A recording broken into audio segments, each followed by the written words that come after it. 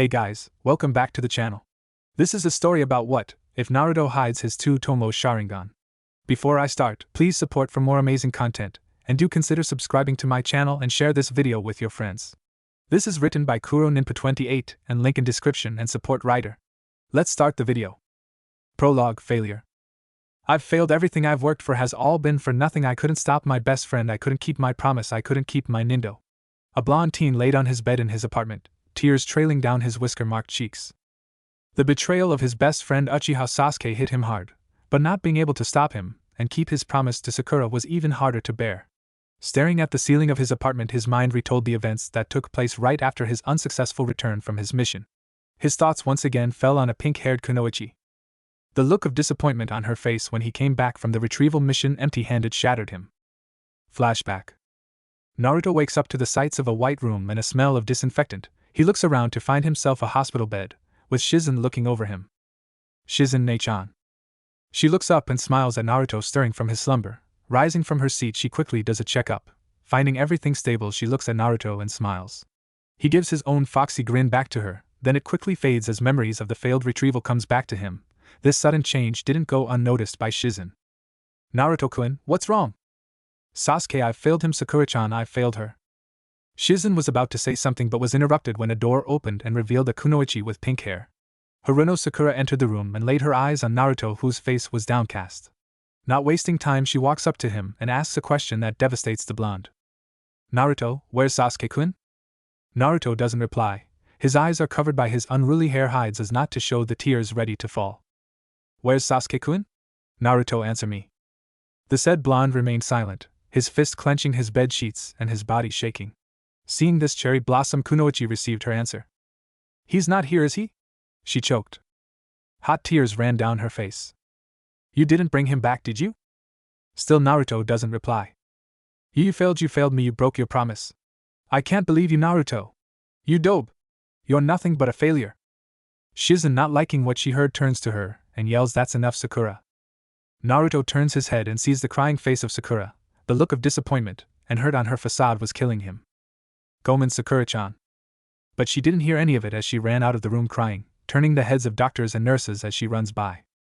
Shizen casts a worried look at Naruto, but his facade was hidden by his hair. Then suddenly hot tears rolled down his cheeks, his body shaking even more and his knuckles turning white as his fist tightens. Ne-chan, am I a failure? Aren't I nothing but a... He was interrupted by a slap from Shizen, bringing him out of his sobbing state. The teen rubbed his left cheek and stared at Shizen, who began to tear up. Don't you ever say that, don't you dare say that you're a failure, because you're not. You tried your hardest, and that's all anyone can ask of you. The medic Nin wraps her arms around the blonde, cradling him as they cry together. End flashback. The memory of that day was burned in his memory. It was the first time he's tasted failure, and its bitterness was lingering in his mouth. As he replayed the memory in his head, he suddenly felt an emotion that he didn't think he could have against his teammates, an emotion only reserved for his enemies, the feeling of anger. Anger and hatred, all from that one incident. As he once again played the memory in his mind on the events of the hospital, his mind began to work a mile a minute, replaying all the details. It was that incident in the hospital that showed him how foolish he was and his teammates. Sasuke was nothing but a fool out for power, and used everything as a stepping stone to achieve his goal of killing Itachi. Sakura was a fool who can only see things at face value, who uses everyone as a stepping stone to achieve her goal of getting Sasuke. He rose from his bed and entered his bathroom and washed the dried tears from his face. As he stared at the flowing water in his sink, he came to a realization. He too was a fool that thought that Sakura was his world, a fool that was naive of his former best friend's motives, a fool for not realizing that he was just being used by the two people of his team. He gave them everything he could give and yet received nothing from them, no praise nor compassion. He was being played a fool by the ones he thought of as two of his precious people. Precious people. Sandai Mojaizen, Tsunade, Jiraiya, Shizen, Kakashi, Team 8, Team 10, Team Guy, the Konohamaru Corps, the Sand siblings. They were his precious people, right? They wouldn't hurt him like Sakura and Sasuke did, right? They wouldn't, would they? The blonde couldn't help but give a sad smile as he watched his reflection through the flowing water of his sink. One betrayal from Sasuke, team, one betrayal from Sakura, and here I am questioning my loyalty and trusts of others. Pitiful. Clenching his fists as anger sparked once again, he wasn't just angry. He was furious. Furious at Sasuke for leaving. Furious at Sakura for her selfishness and narrow mind. But most importantly, he was furious at himself, for his failure and for being naive. Gritting his teeth at his conclusion, he raised his right fist and slammed it at the bathroom mirror, shattering it. Bringing his right hand to his face, he saw his knuckles bleeding and his fingers trembling. Never. Red Churka begun to mend his wounds.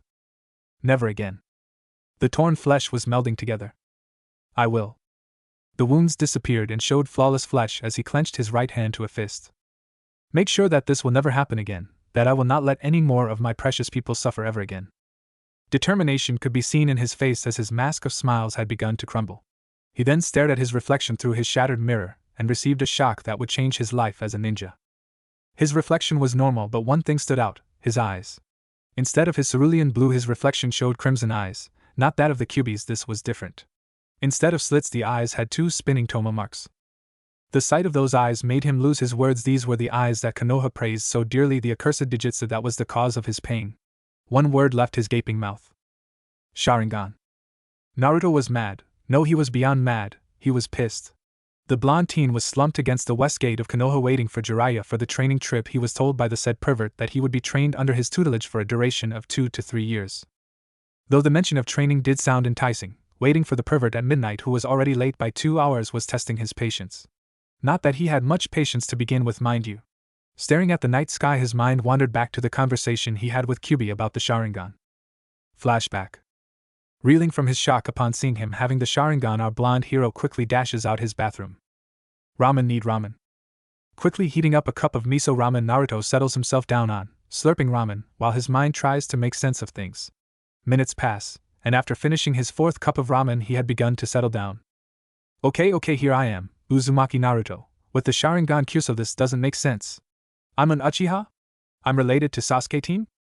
After a good half an hour of rhetorical questions and cursing, the blonde nin relaxes himself before bursting out in frustration again. Kyuubi, why did this have to be so complicated? He yelled as he raised his fist to the ceiling.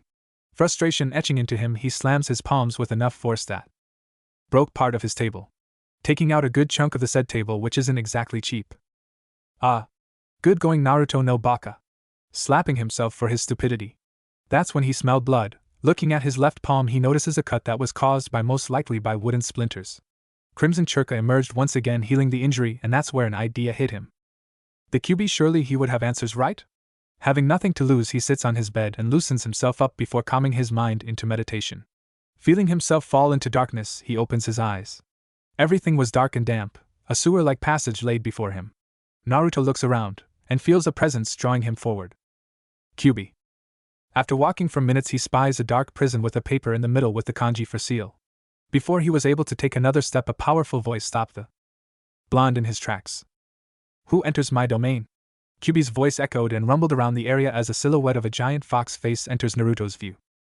Of course, our blonde dynamite, being the #1 surprising ninja, doesn't disappoint us with his reaction. Having a good look at the fox before him, our idiotic nin says something completely idiotic. Me duh. Idiotic indeed, by normal shinobi standards. Looking at the fox, Naruto could have sworn he saw the kitsune's sweat drop in his cage. Stepping closer to the cage, he locks eyes with the fox. Look, I came here to ask a question. And would that question be related to the fact that you have the Sharingan? The fox retorted. You knew? Being taken aback. Kid, I'm sealed in your body, I live in your body, I heal your body. So I should be able to know what's going on in your body. Then you should be able to tell me why I have the Sharingan. Anxiety clear in his voice. Unconsciously activating the Sharingan and locking eyes with the Kyuubi. Why do I have it? Why now of all times? Am I an Uchiha? Am I really related to Sasuke team? Wait, if I have it, does it mean I'm related to Itachi team too?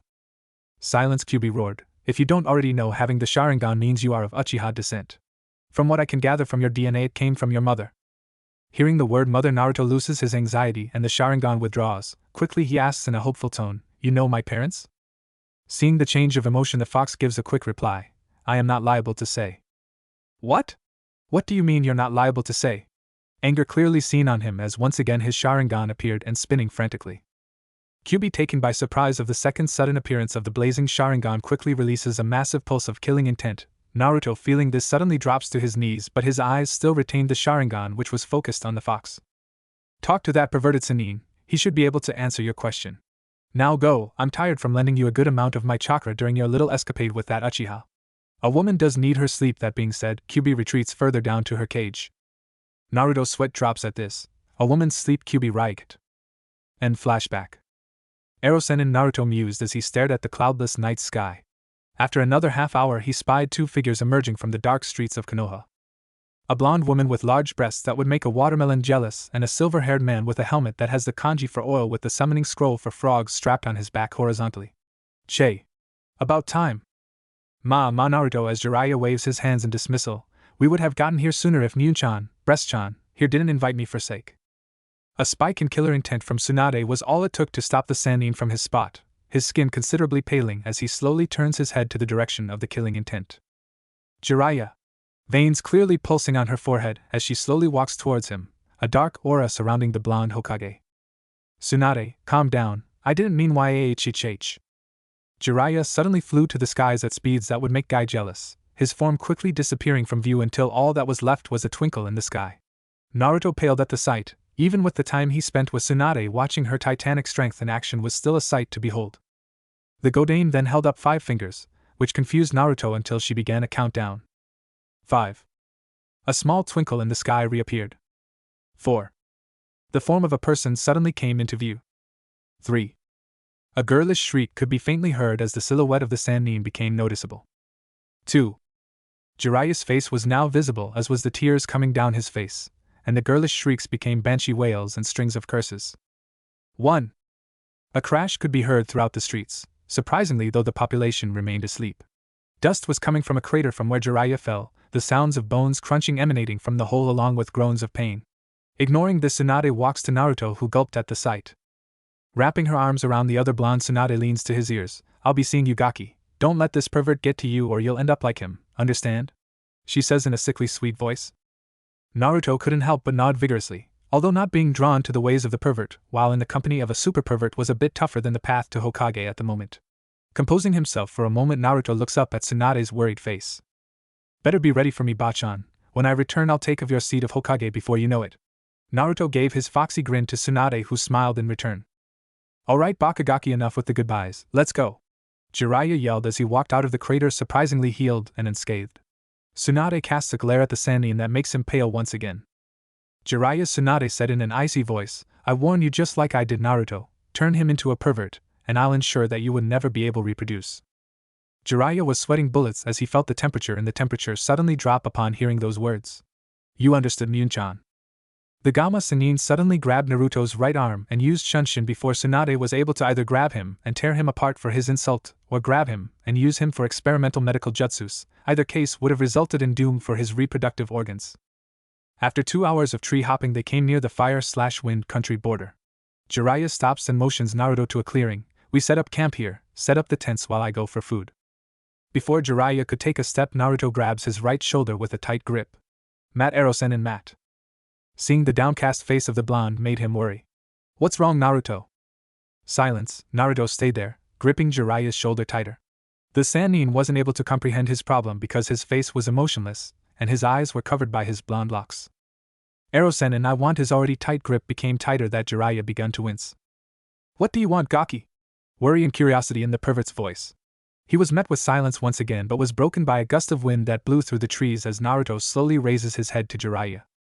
I want answers. His eyes opened and revealed his tomoe Sharingan. Jiraiya's eyes widened and his mouth ageti. And I expect it right now. Giving a tone of finality.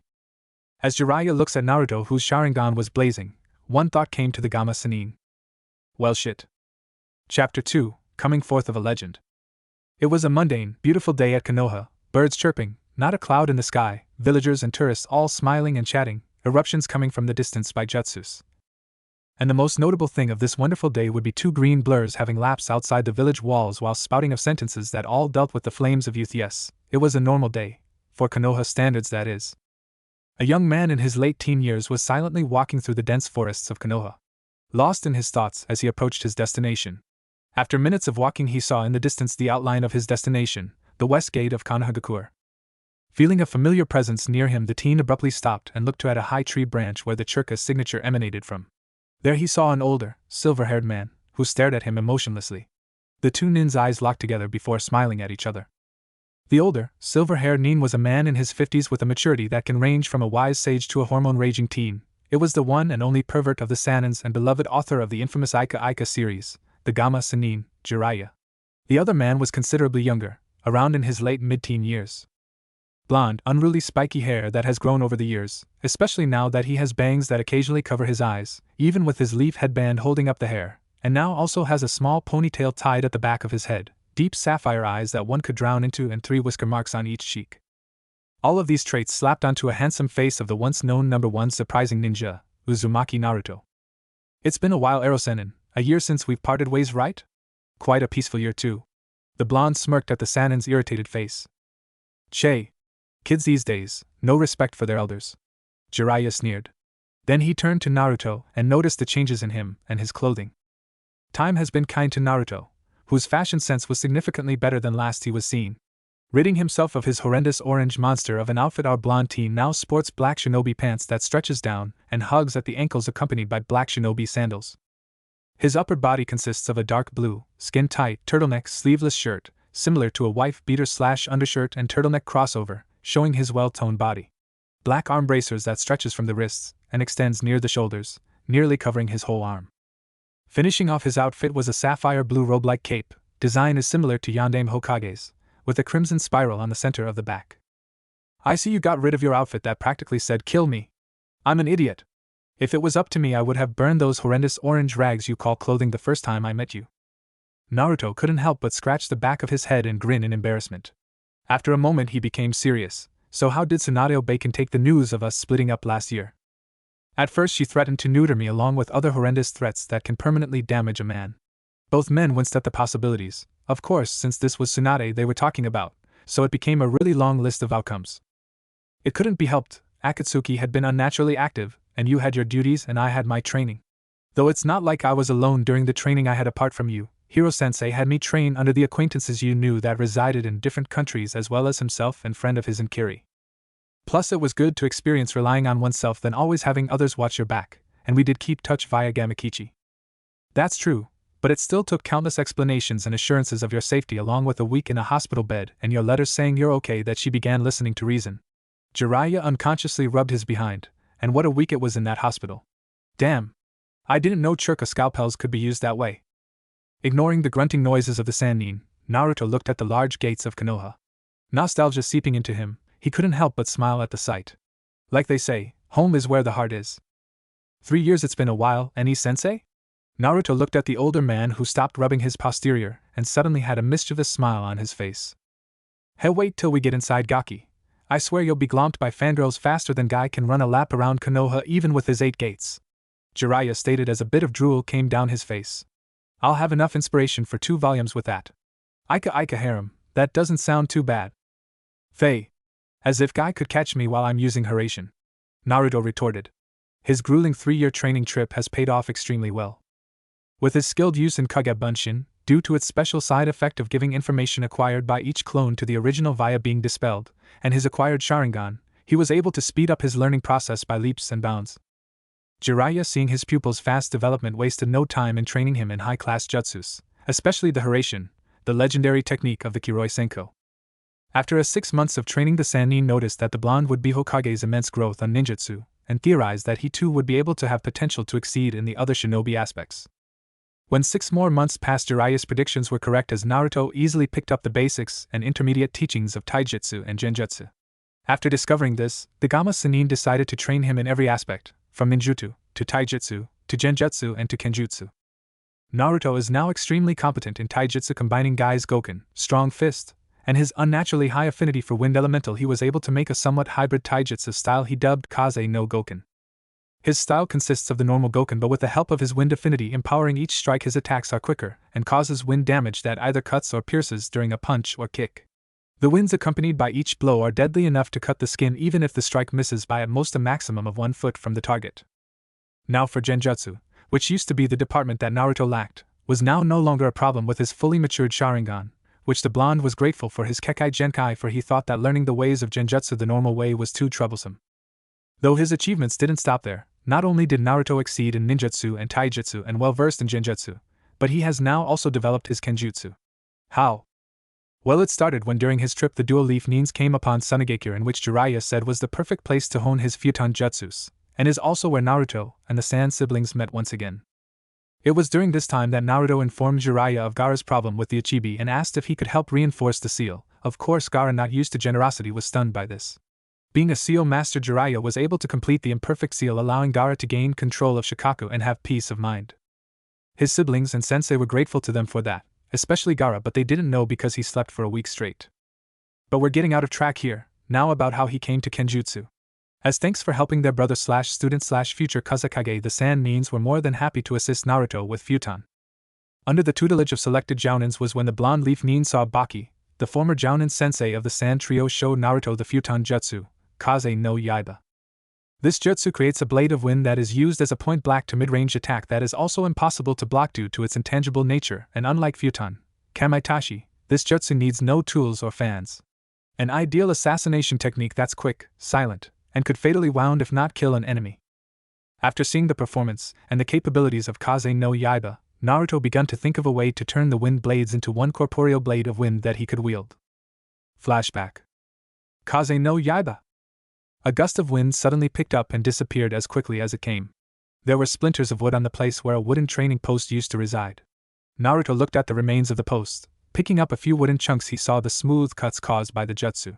Such flawless cuts in the space of a second, the Kaze no Yaiba, huh? Very nice jutsu indeed. The blonde looked at the half-masked Jounin, who had a look of pride at the result of his jutsu. Suga. Baki. Don't want to impose on you, but can you teach me that jutsu of yours? Judging by the speed and power, I'd say it was roughly around an A-rank jutsu, a very cool one at that. So I think you can teach me, cause I need some good Futon jutsus in my repertoire. Naruto scratched the back of his head while giving a foxy grin. Baki first stared at the blonde, then smiled. Kid, for what you did for Gaara, I'd be happy to. Now listen up. I'm not very good at repeating things, so I'll only say this once. The Kaze no Yaiba requires Churka to manipulate the atmosphere around you in a 5-foot radius and flashback. Through repeated usage of Kaze no Yaiba accompanied with hundreds of Sharingan blazing clones, he was successful of creating a sword that he could wield. By using Churka as a container, much like the Rasengan, and by filling the container by Churka-empowered wind that continuously circulates at rapid speeds inside of the Churka container, the blonde was able to achieve his goal. The technique became known as Kaze no Rasengan, spiral blade of wind, due to its likeliness of the Rasengan and originating from Baki's Kaze no Yaiba. However, the said jutsu currently has a drawback. The amount of concentration needed for the manipulation of the technique far exceeded what it took for Rasengan, which takes a considerable amount by itself. Concentrating on the sword and on battle was taxing, and in a real fight it could cost him his life. Confronting Jiraiya with his problem, the Sannin told him to stick with the katana for the time being and practice the Kaze no Rasengan with his clones for battle simulations that would improve concentration on multiple tasks at once. After spending 2 months in Suna, the duo left for Kiri. The Gamma Sannin then told Naruto of an acquaintance of his that was once a member of the Kiri no Shinobigatana Nananin Shu, damn long title, and was an expert in Kenjutsu. Quickly excited at the prospect of being able to use a blade, Naruto wasted no time dragging the pervert to Kiri, much to the Sannin's irritation. Arriving at the village after 5 days of travel, the two booked a hotel room and started their search. It took 4 hours to find their target, and their meeting was interesting for Naruto, to say the least. Flashback again. Slowly walking through the crowded streets of Kiri, the two leaf Nins were casually taking in the sights while attempting their search. Their eyes gazing left and right, trying to find a glimpse of their target. Erosenin, who are we trying to find again? You only gave me a general description: long hair, dark brown eyes, thin and approximately 5 feet 9 inches in height. The blonde asked for the umpteenth time during their search. Finding a man whom he had never met, and was only given vague description of, wasn't easy, even for shinobi. Jiraiya sighed in annoyance. Gaki, just stick with me, I'll point him out to you when we spot him. Sighing from their fruitless search, Naruto hangs his head down. Because of his inattentiveness, the blonde accidentally knocks down a passerby. Ouch. Oops, sorry ma'am, my fault. The blonde Nin smiles in embarrassment, and offers his hand to the fallen lady. Looking at the woman, Naruto couldn't help but blush. With long jet black hair, chocolate brown eyes and a slender figure, all wrapped in a blue kimono, she was definitely one of the better-looking women that he saw during his travels. It's no problem, young man. The lady smiles at him, making the leaf Nin blush a darker shade of red. The woman, seeing this, couldn't help but giggle at the sight. Ah. Hiro, is that you? The two look at direction of the voice. They saw Jiraiya walking towards them, a smile on his face. Been a while, hasn't it, Hiro? The Sannin shaking his hand. Sure has, Jiraiya, I see you haven't changed. The woman/man said while returning a grin to the Sannin. Naruto looked at the two and couldn't help but be confused. Jiraiya, seeing his student's dilemma, says, "Naruto, allow me to introduce my friend. His name is Hiro Murakama, a former member of the Kiri no Shinobigatana Nananin Shu and the one who we've been looking for." "Ah. So this is Uzumaki Naruto, the one you told me about in your messages. It's good to meet you," Naruto-kun, the Kirinin said while keeping his smile on and now directed at the blonde. Naruto's mind took its time as it worked on the new information he was given. If one were to listen carefully, you could hear the sound of gears running in motion. Though while the blonde's mind was comprehending the words of the Sannin, his mouth had decided to blurt out something different. Did you say he? You mean to tell me this hot chick is a guy?" he yelled. "Oh, Kami-sama, it's another Haku. Is every good-looking kunoichi in Kiri male too?" Hiro turned red from anger and embarrassment at the comment, while Jiraiya snickered at his friend's predicament. Patting Hiro on the back, the Sannin said, "It's not your fault, Hiro. It's your genes that fuel your female disposition that's the problem." The Kirinin glared at Jiraiya. "Yeah, that sure puts a lot off my chest. Do you know how out of control it's gotten? I've been groped by males, Jiraiya. Groped by males. You know how wrong that feels."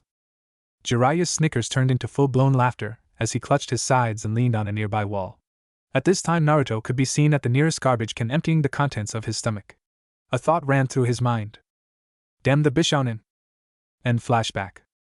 After a week of recovering from vomiting sprees and Hayatan burns, the latter received by Jiraiya, Naruto came under the teachings of the former Kirinin. Through Hiro, the Leaf Nin expanded his Suiton jutsus and learned a decent amount of Hayatan. It was under the said Nin that Naruto learned the basics aspects of Kenjutsu, and later on moved to intermediate. Like Jiraiya, Hiro noticed the Genin's fast-paced growth even without the Sharingan. Naruto absorbed all his teachings like a sponge, like it was second nature. As 3 weeks passed, the Sannin received word from his spies on the sudden activity of Akatsuki. Last flashback for this chapter. I promise, Databao. Jiraiya walked into a clearing. Looking around, he could see pieces of melting ice and soaked dirt littered around. Walking in the middle, he searched for our blonde hero and his Kirinin friend. Deciding to walk further in, the Sannin continued to look but stopped as he heard a voice. "Suiton, Suryuden no Jutsu."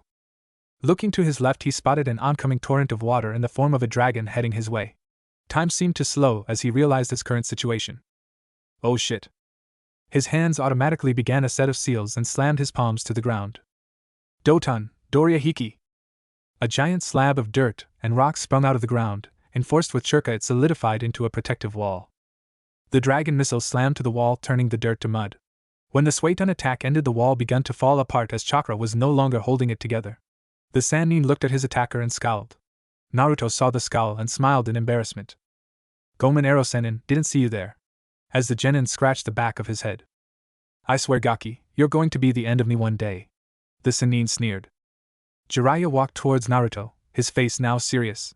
The blonde saw this and decided to listen to what he has to say, because even though Jiraiya is a hentai, he's still a Sannin, and when Sannins are serious it usually means dire business. "Naruto, Akatsuki seems to have been active lately. My spies have recently sent me a message on their current movements. I need to look into this. We were supposed to have at least another year and 2 months before they would start to mobilize again. I've talked to Hiro on continuing your training. I also gave him a list of friends and contacts that can help." Naruto stared at the Sannin before nodding in understanding. "So we're going to separate for the remainder of the 3 years, huh?" Jiraiya grimly nodded. "There's no other way. You need to continue your training and I need to check on the situation with Akatsuki." The blonde Genin put a reassuring hand on the Sannin's shoulder. "Don't worry, I understand. You have your duties as a Konoha Nin and a Sannin. I'll be fine with Hiro-sensei around." The Gamma Sannin smiled at his student. He truly has come a long way. "Alright, Gaki, I'll see you in Konoha in a year and 2 months. He turns and walks out of the field, but before he exits he was stopped by Naruto's voice. "Remember, you get to tell Bachan about this predicament." "Well, ja any Ero-sennin." Naruto waved as he shined out of sight. Jiraiya left the training grounds cursing his luck with anime tears rolling down his eyes. End flashback. Time flew by during their separation. Naruto continued his training under different senseis while Jiraiya continued his information gathering before returning to Konoha 2 months earlier than Naruto. Deciding that leaving the blonde to his own was for the best at the moment, the Sannin decided to stay and wait for his student, while enduring the occasional beatdown from his former teammate, Tswanda. Naruto looked towards the gate. I wonder how pissed Bachan is right now. The Nin was cut from his musings by Jiraiya's voice. "Gaki! Come on, Tsunade's been waiting 3 years for you," the Sannin said, who was now a few meters ahead of the blonde. He shined next to the Sannin, and the two started to head to Konoha's west gate. Naruto stopped before the entrance of the village. Staring at the Hokage monument, he grinned. I'm home. Chapter 3, Sensei and Student. It was another typical afternoon for Tsunade, paperwork overflowing her desk obscuring her from view. Even with working and signing at speeds that befit a kage, the stacks never seemed to dwindle down. Shizen, looking over her own stack of papers, looked to her master and felt pity for her plight. After all, paperwork is the only enemy that strikes fear to any kage. 10 minutes of continuous signing and cursing, the blonde godame abruptly stops. Reaching into her cabinet, she pulls out a measuring tape. Let's see, 32 inches. For this one, 30 inches. For the other one, and 45 inches. For ga. Tsunade-sama. The brunette medic Nin quickly appeared at her side. Shizen. It's grown. This stack used to be only 39 inches. Now it's a freaking 45 inches. Tsunade yells while pointing to the accursed pile. Shizen surveys the area before seeing the problem. Tsunade-sama, where do you put the papers that you signed? I stacked it right here, oh. Pointing to the 45 inches. Pile of papers. The brunette giggled at the sight of Tsunade turning red from embarrassment for her moment of stupidity. Huffing indignantly, she pulls out a bottle of sake from her drawer. Taking one big swig, she downs the bottle in mere seconds. Slamming the bottle down to the garbage, she runs her fingers through her hair and sighs. I swear I'm gonna strangle that brat for making me Hokage, she says while rubbing her stiff neck. Before Shizen could reply, the door opened, revealing the Chunin Kotetsu. Tsunade-sama. Tsunade-sama, are you here? He yells while looking around the room for the blonde Hokage. Here I am, drowning in paperwork, literally. Raising her hand above the towers of paper that obscured her from Kotetsu's view. Sweat dropping at the sight, momentarily he composes himself, walking nearer to the pile of papers before stopping in the middle of the room. Tsunade-sama, there's a leaf Nin here waiting for you, claiming to be the Rokudame. Tsunade quickly rose above the paperwork. Is it him? The Chunin smiled at the Hokage's restrained excitement, knowing the sibling relationship that the two blondes have. Hi. He's returned. Quick. Send him in. Kotetsu disappears in a puff of smoke, leaving the two medic Nins in the room. Shizen smiles at the news of the blonde Genin's return and looks to Tsunade, who was restraining herself from pouncing through the door. Well, Tsunade-sama, it seems you'd get your chance to strangle him after all. The medic Nin chuckled again at Tsunade's embarrassment. A minute passed. Suddenly 2 pairs of footsteps could be heard outside the door. The doorknob slowly turned and the door slowly opened, revealing Jiraiya, who walked in with a smile on his face. The Gamma Sennin stepped aside and leaned on a corner of the Hokage's office. As the door was about to close, a palm reached out and stopped it. A tall blonde teen walked in. Taking a few steps inside, he reached the center of the room. Naruto and Tsunade locked in a stare. Silence filled the room until it was broken by the Genin. I see you're doing well, Tsunade-sama, giving her a small, gentle smile. Moments passed until Tsunade disappeared from sight and engulfed Naruto in tight hug. Tears began to form in her eyes. 2 years with Jiraiya and another year by yourself, a total of 3 years that you had me worried, brat, she said affectionately. Is she saying that I'm a bad influence? Jiraiya's eyebrows twitched at the remark but refused to break the moment the two had. Breaking the hug with Tsunade, Naruto was immediately trapped in another with Shizen. I miss you too, Shizen-ichin. After a minute of affection, she released her grip and examines Naruto further. Glancing from head to toe, she notices that his body has matured, now with a handsome facade, and his change in clothing added more to his now increased appeal. Nei-chan, you're drooling, Naruto said flatly. The brunette quickly came out of her stupor and blushed in embarrassment. Turning her head away from the blonde, she notices Jiraiya scribbling in a notepad. Righteous fury rising within her as she stalks towards the preoccupied pervert, chakra scalpels activated. But before she could do any damage, she was stopped by Naruto's voice. Now with the pleasantries over with, I suggest we get to business, he said in an emotionless tone. The two medic Nins were surprised in this uncharacteristic behavior that was unlike the Naruto they knew 3 years ago. Ignoring their stares, he continues, during my 3 years' absence, 2 of them spent with Jiraiya-sensei and the last one being spent with different senseis, all of whom are acquaintances with Jiraiya. One would think a few things would have changed around here. Taking a breath of air, Naruto continues, I would like to know what has gone on and in Konoha. Also, I'd like to know the current activity of Akatsuki and Orochimaru. Surely you would be privy to this information, Hokage-sama? I'd ask Jiraiya, but might as well ask you since you've already received his reports. The two medic Nins continued to stare blankly at Naruto, eyes blinking every 10 seconds. Even Jiraiya was a bit stunned at the display of maturity from his student. How much have you changed, Naruto? Jiraiya thought, while the other two Nins thought at similar lines. What? Irritation at Naruto's voice at the unsettling looks he was given by the occupants of the room. Dismissing the rare show maturity from her surrogate brother, Tsunade returns to her desk before setting her gaze at him again. For starters, Konoha has been a bit quiet ever since your leave. Naruto scratches the back of his head, and most of your friends have become Chunin. The Konohamaru Corps also joined the ranks and are currently Jonin. Wait, most of my friends? Confusion in his voice. Yes, Hyuga Niji and Abirame Shino have both become rookie Jonin, quite a feat if you asked me.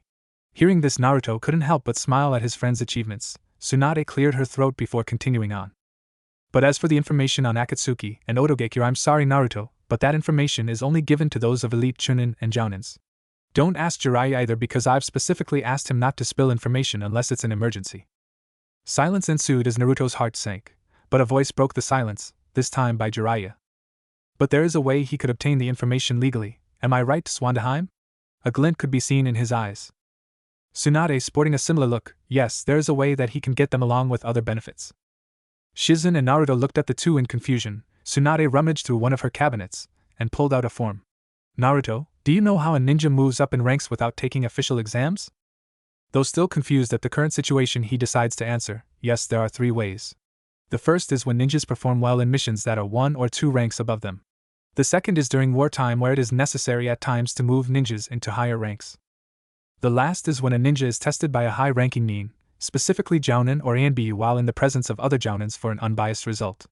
Though I still don't see what this has to do with. Naruto stopped himself as realization hit him. Jiraiya and Tsunade sported smirks, and Shizen cast a smile, now understanding the situation. The blonde Godame then handed a form to Naruto, who quickly studied the paper. Jounin registration? Jiraiya has informed me that you were more than capable of handling the rank of Jounin by the time the two of you parted ways a year ago. I think that testing you for this rank is more suitable than putting you in for Chunin, unless Tsunade left her sentence hanging. Putting me in for Chunin would be an understatement to my abilities, Bachan. His lips forming a confident smirk. Well then, Gaki, go to Training Field 7, your Jounin proctors should be arriving there shortly. I'll be there as well as Jiraiya, we're curious to see your progress, she said in glee. Putting the paper in one of his many pockets, Naruto leaves the room in a whirl of leaves. Shizen looks at her mentor, a bit of worry on her face. Are you sure this is wise, Tsunade-sama? Jiraiya puts a reassuring hand on her shoulder. Don't worry, I've seen his growth the time he was training under me. Have confidence in him, because I do. Opening one of the windows in the room, I'll see you at the training grounds, Tsunade. Jumping through the window. Rummaging through her drawers once more, Tsunade pulled another sake bottle and downing it in 2 gulps. Throwing it in the garbage, she leans back on her chair looking at the Hokage monument. This is going to be a long day, she sighed. Training Field 7. Training Field 7, huh? Gazing upon the area of his old training grounds, he felt nostalgic. Walking deeper into the field, he spots 3 wooden posts embedded in the ground. Resting his hand on the middle post, memories of his happier times with Team 7 filled his mind. Sitting down and leaning on the post, Naruto stares up at the sky, engulfed in calm. As 10 minutes pass, the blonde senses 8 familiar chakra signatures. About time. I think Kakashi-sensei's tardiness has been rubbing off on the shinobi populace while I was gone. Chuckling at the times his former sensei was usually late on team meetings. 8 nins enter the field. All are either Jounin or higher rank: Kakashi, Gai, Kurenai, Asuma, Genma, Shizen, and the 2 Sanins. As they entered the field, they noticed that it was vacant. You sure you told him the right training grounds, Swanda-sama? Kurenai asked at the bewildered Hokage. Yes, I told him to go to Training Field 7. He should have already been here by now, unless of course he started a habit of being chronically late. Glaring at Kakashi, whose eyebrow was twitching. I'm losing my dignity, aren't I? The copy nin mused while his Jounin companions were chuckling at his expense. That hurts, Bachan. Do you really have so little faith in me? A voice shot throughout the surrounding trees. A gust of wind blew through the field, blowing blades of grass and leaves. The winds then receded and Naruto stood in front of the gathered nins, arms crossed and a smirk on his facade. The group of elite nins stared at the blonde, more so than others. I didn't sense his presence at all. Interesting. Jiraiya felt proud of his student, while the others had thoughts similar to his. The Jounin senseis gazed upon the former orange-wearing blonde along with the Genma, the proctor for the 3rd part of the Chunin exams. And Naruto? Is that you, Naruto? Kakashi gasped as he studied his former student. Do you know any other male nin in Konoha that has spiky blonde hair, whisker marks on each cheek, and a well-toned body? The blonde joked. Kurenai stared on, a faint blush on her face as she took in Naruto's new appearance in full detail. Naruto senses her gaze and shifts his eyes to her. Kurenai-sensei, you're drooling. He deadpanned. The red-eyed Kunoichi blushed and fidgeted in embarrassment. The group of Jounins laughed at her situation. YOSH. It seems that Naruto-kun's flames of youth has grown and is now raising it higher by hitting on older women. Guy yelled while doing his signature pose, white teeth sparkling and an unbreakable genjutsu of a sunset in the background. Some things never change, I guess. Naruto's sweat dropped at the sight. I didn't know that you were the one that we needed to proctor for this. Jonin rank, huh? Things have changed over the years, hasn't it, Naruto? Asuma said as he received a nod from Naruto. Genma continued to watch on, and received a wave from the blonde which he returned. Kakashi was still stunned at the appearance of his student. He's grown, Naruto. Naruto's voice took him out of his stupor. So Tsunade-sama, who would be the one testing me for this test? Looking at the female blonde. A mischievous glint came in Tsunade's eyes as she stepped forward. Uzumaki Naruto, in this test you will be judged by 5 Jounins and 2 Sanins to see if you have the capabilities and properties suitable for Jounin, and in this test your opponent is Hatake Kakashi. Naruto's eyes widened before nodding. Walking in the opposite direction of the group, he stops when he was 30 feet away. Tsunade, Jiraiya, Shizen and the 4 other Jounin stepped away and rested on the spot where the 3 training posts were located. Kakashi's eyes locked with Naruto's before smiling. It's been a while, Naruto. I see you've changed quite a bit, definitely changed. I wouldn't be surprised if you became the next eye candy for the kunoichi populace in the village. Erupting in perverted giggles at the end. And I see you haven't changed much, sensei, still a late closet pervert, I see. The blonde heartily replied. Both opponents shared a good laugh before stopping. Once again they began to analyze their opponent. Silence ensued, but was quickly broken by another familiar voice, Gi-sensei. The 2 Sanins and the 5 Jounins who were gathered at the post stared, while Naruto and Kakashi ignored, at an oncoming green blur that was holding a figure. 3 other blurs were dashing not too far behind. The green blur landed in a whirl of leaves, revealing Lee, who now looked like a Gai Minami, with Niji being lifted by Lee's right arm. Gi-sensei. Yes, Lee? Niji has performed something unyouthful. What is it, my beautiful Lee? He used his Byakugan to look through Tenten's clothes. What? Is this true, Niji? He's lying. The Hyuga prodigy yelled. I was practicing my proficiency with the Byakugan when Tenten came up and talked to me. Liar! Then how come you still had it on and was staring at her chests? The Gai clone yelled indignantly. Because I felt your presence behind her, and used the Byakugan to see through her only to see you crouching down. Niji retorted, what were you doing anyway? I was beating my record on squatting. While staring at Tenten's ass? The pale-eyed Jounin then saw a volley of kunais aimed at him, and Lee.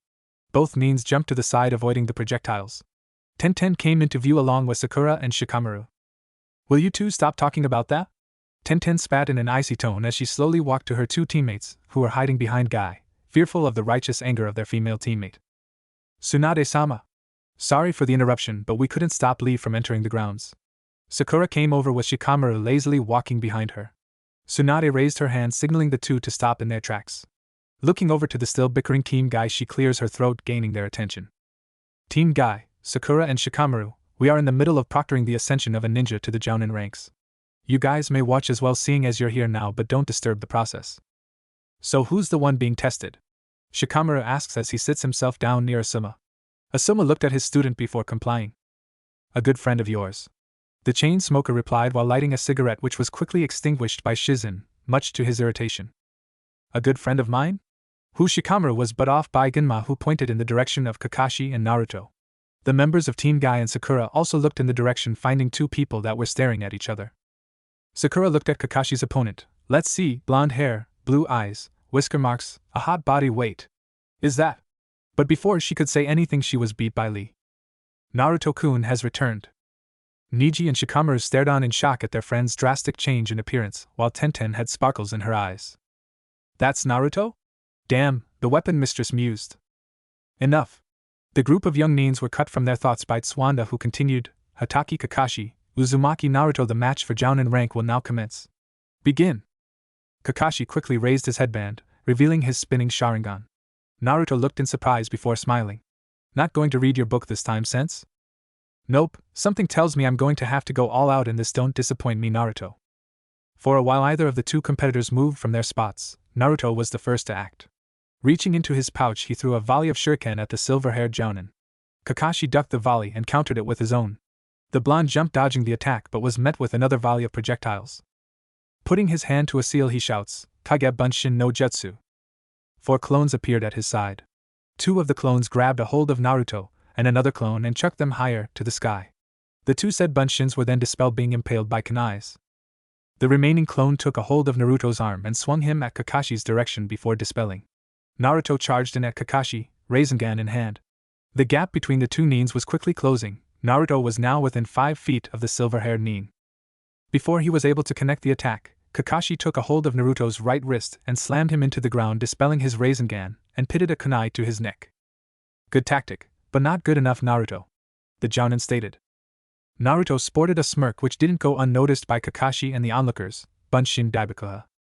Kakashi's eyes widened and quickly took off his hold, but before he could move out to a safe distance, Naruto exploded, leveling the surrounding trees. The force of the blow threw Kakashi into the air. With a quick flip he lands safely to the ground but didn't remain unscathed. Parts of his clothes were singed, and the explosion knocked out the air in his lungs. Composing himself, the silver-haired Jonin took a defensive stance, glancing around for signs of his blonde attacker. Sensing a presence behind him, Kakashi quickly ducks, barely avoiding a kick to the head. Using Shunshin, Kakashi reappeared 17 feet away. Naruto took the standard Gukken stance, which surprised Kakashi and the onlookers, excluding the two Sanins. Sensei Kakashi looked at Naruto while taking his own stance. Shinobi Tactical Knowledge Number 1, Taijutsu. Well, this is an interesting wrinkle. Tsunade smiled at the awkward situation Kakashi was in. The two stared at each other once again. Shall we dance, Sensei? The blonde smirked. Kakashi's Sharingan glowed. The challenge was accepted and the two disappeared in a whirl of leaves. Chapter 4, Results of Training. Fallen trees and numerous craters that were littered around the area was the only indication that a taijutsu battle is in progress. The sounds of steel clashing, body parts thumping with each hit, and the blurs that were appearing only to disappear were all that could be seen and heard. Two figures came into view in the center of the field, both somewhat winded due to their battle. On one side was the copy ninja Kakashi in a defensive stance, his body sporting cuts and parts of his clothing torn. Naruto was on the other side, also in a stance. His body has a few cuts from kunais, but his wounds weren't as bad as Kakashi's. His taijutsu style is Gukken, that much I know. What I don't know is how he keeps inflicting damage on me even when I dodge and block. How do dash? Kakashi was cut from his thoughts as Naruto charged straight at him. The Jounin set himself to counter the attack. Naruto disappears from sight and reappeared above Kakashi, preparing a drop kick. Kakashi sidestepped to the right, avoiding the kick by an inch, but that was enough, as a cut appeared on his left arm. Again. Frustration seeped into him as he jumped back a few meters from Naruto. Calm down, Hatake, and analyze your opponent. Look for things out of the ordinary. Composing himself, Kakashi, with his Sharingan eye, studied Naruto as the blonde set himself at a stance once again. Focusing his eyes, he saw layers of thin chakra lines circulating throughout Naruto's arms and legs at great speeds. I see, wind manipulation, huh? The way he controls it is similar to Asuma's hien. That's how he's able to cut me even if he misses. But there has to be a range of how far the winds extend. Using Shunshin, Naruto teleported a foot away from Kakashi, his arm about to deliver a punch to his chest. I guess I'll find out through trial and error. Kakashi mused as he dodged the blow by bending his body to the right, avoiding the strike by 11 inches. A small cut appeared on his Jounin vest but didn't draw blood. I see. Quickly twisting his body, the copy nin delivers a kick to Naruto's abdomen, sending the blonde a good 15 feet back. The genin skidded on the ground before coming to a halt. Taking a breath of air, he set himself for another attack. Seems Sensei figured out the trick to my attacks. But it takes more than that to counter my style. The blonde inwardly smirks as he sets his eyes on Kakashi. So Kakashi's figured out the force behind Naruto's attacks. Jiraiya thought out loud. You mean how Kakashi keeps getting wounded even if he blocks or dodge? Kurenai asked, and the rest of the onlookers looked to Jiraiya hoping for answers as well. Each of them, Jiraiya excluded, were awed at how Kakashi was barely keeping up with Naruto during their still ongoing taijutsu bout. Yes, to put it simply, Naruto's style is a combination of Gai's Gukken and Asuma's hien. The Sannin stopped there, letting the information sink into them. Tsunade and Asuma's eyes widened as two words left the smoker's mouth: wind manipulation. Everyone's head turned towards him, excluding the Sannins who just nodded.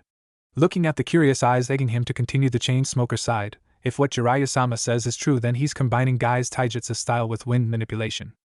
He's using wind-based chakra to have an extension in his arms and legs that cuts the opponent even if the user misses.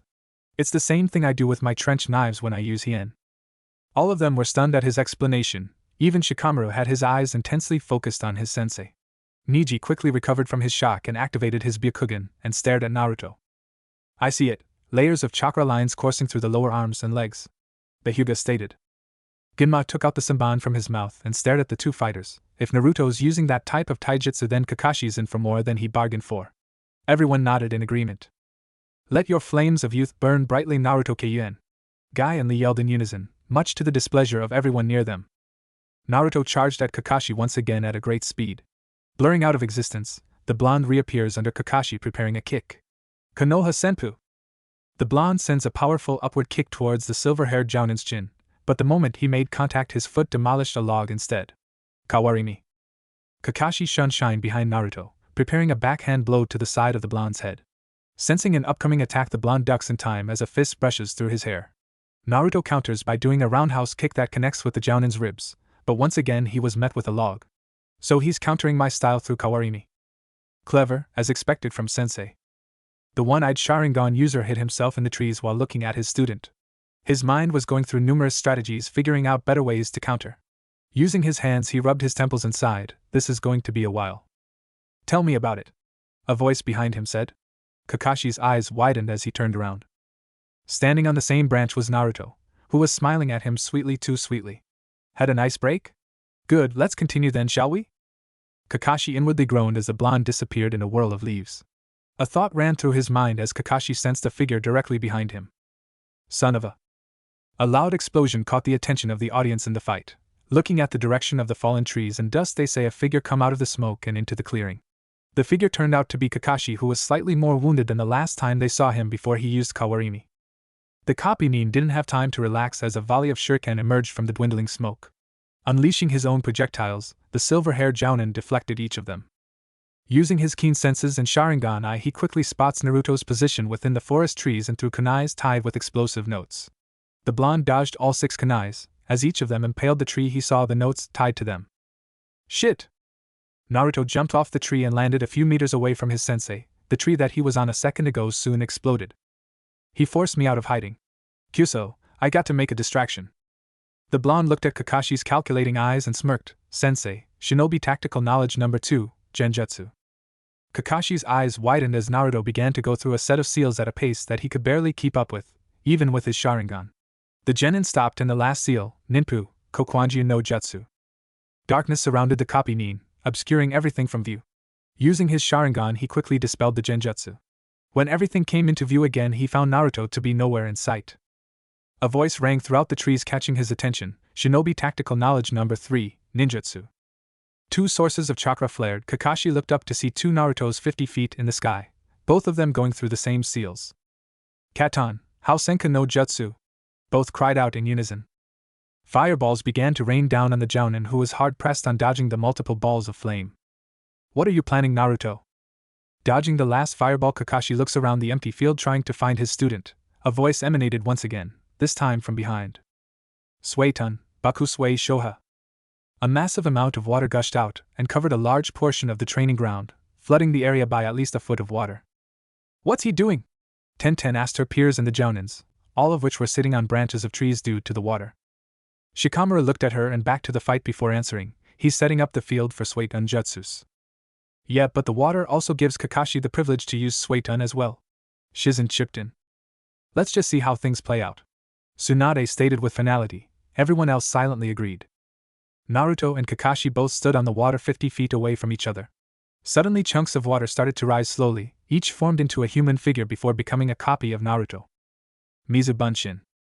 There were about 100 of them surrounding Kakashi from all angles. 10 clones charged at him, quickly pulling out 2 kunais, 1 on each hand. Kakashi sliced 3 of them with one swing, dodging the attack from another clone before dispelling it with a stab. The remaining clones attacked together in a circle that surrounded the copy Nin.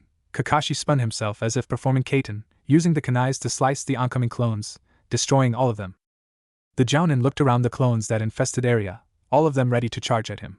There's too many of them, I guess I'll have to use that technique. Good thing I've been working on increasing my chakra reserves lately. The white-haired Nin set his arms in an X shape as he gathered chakra. How about I turn it up a notch? What do you say, Naruto? Before a response could be heard, Kakashi's hands discharged a massive amount of chakra, his hands now both covered in lightning. Raikiri Nirentatsu. Naruto looks at him, mouth slightly opened. Kakashi sees this and smiles. You're not the only one learning new tricks during the years. The blonde composes himself and smirks. Let's see what you can do, sensei. Let's go. His remaining clones advanced towards Kakashi, who was thwarting each of them with relative ease.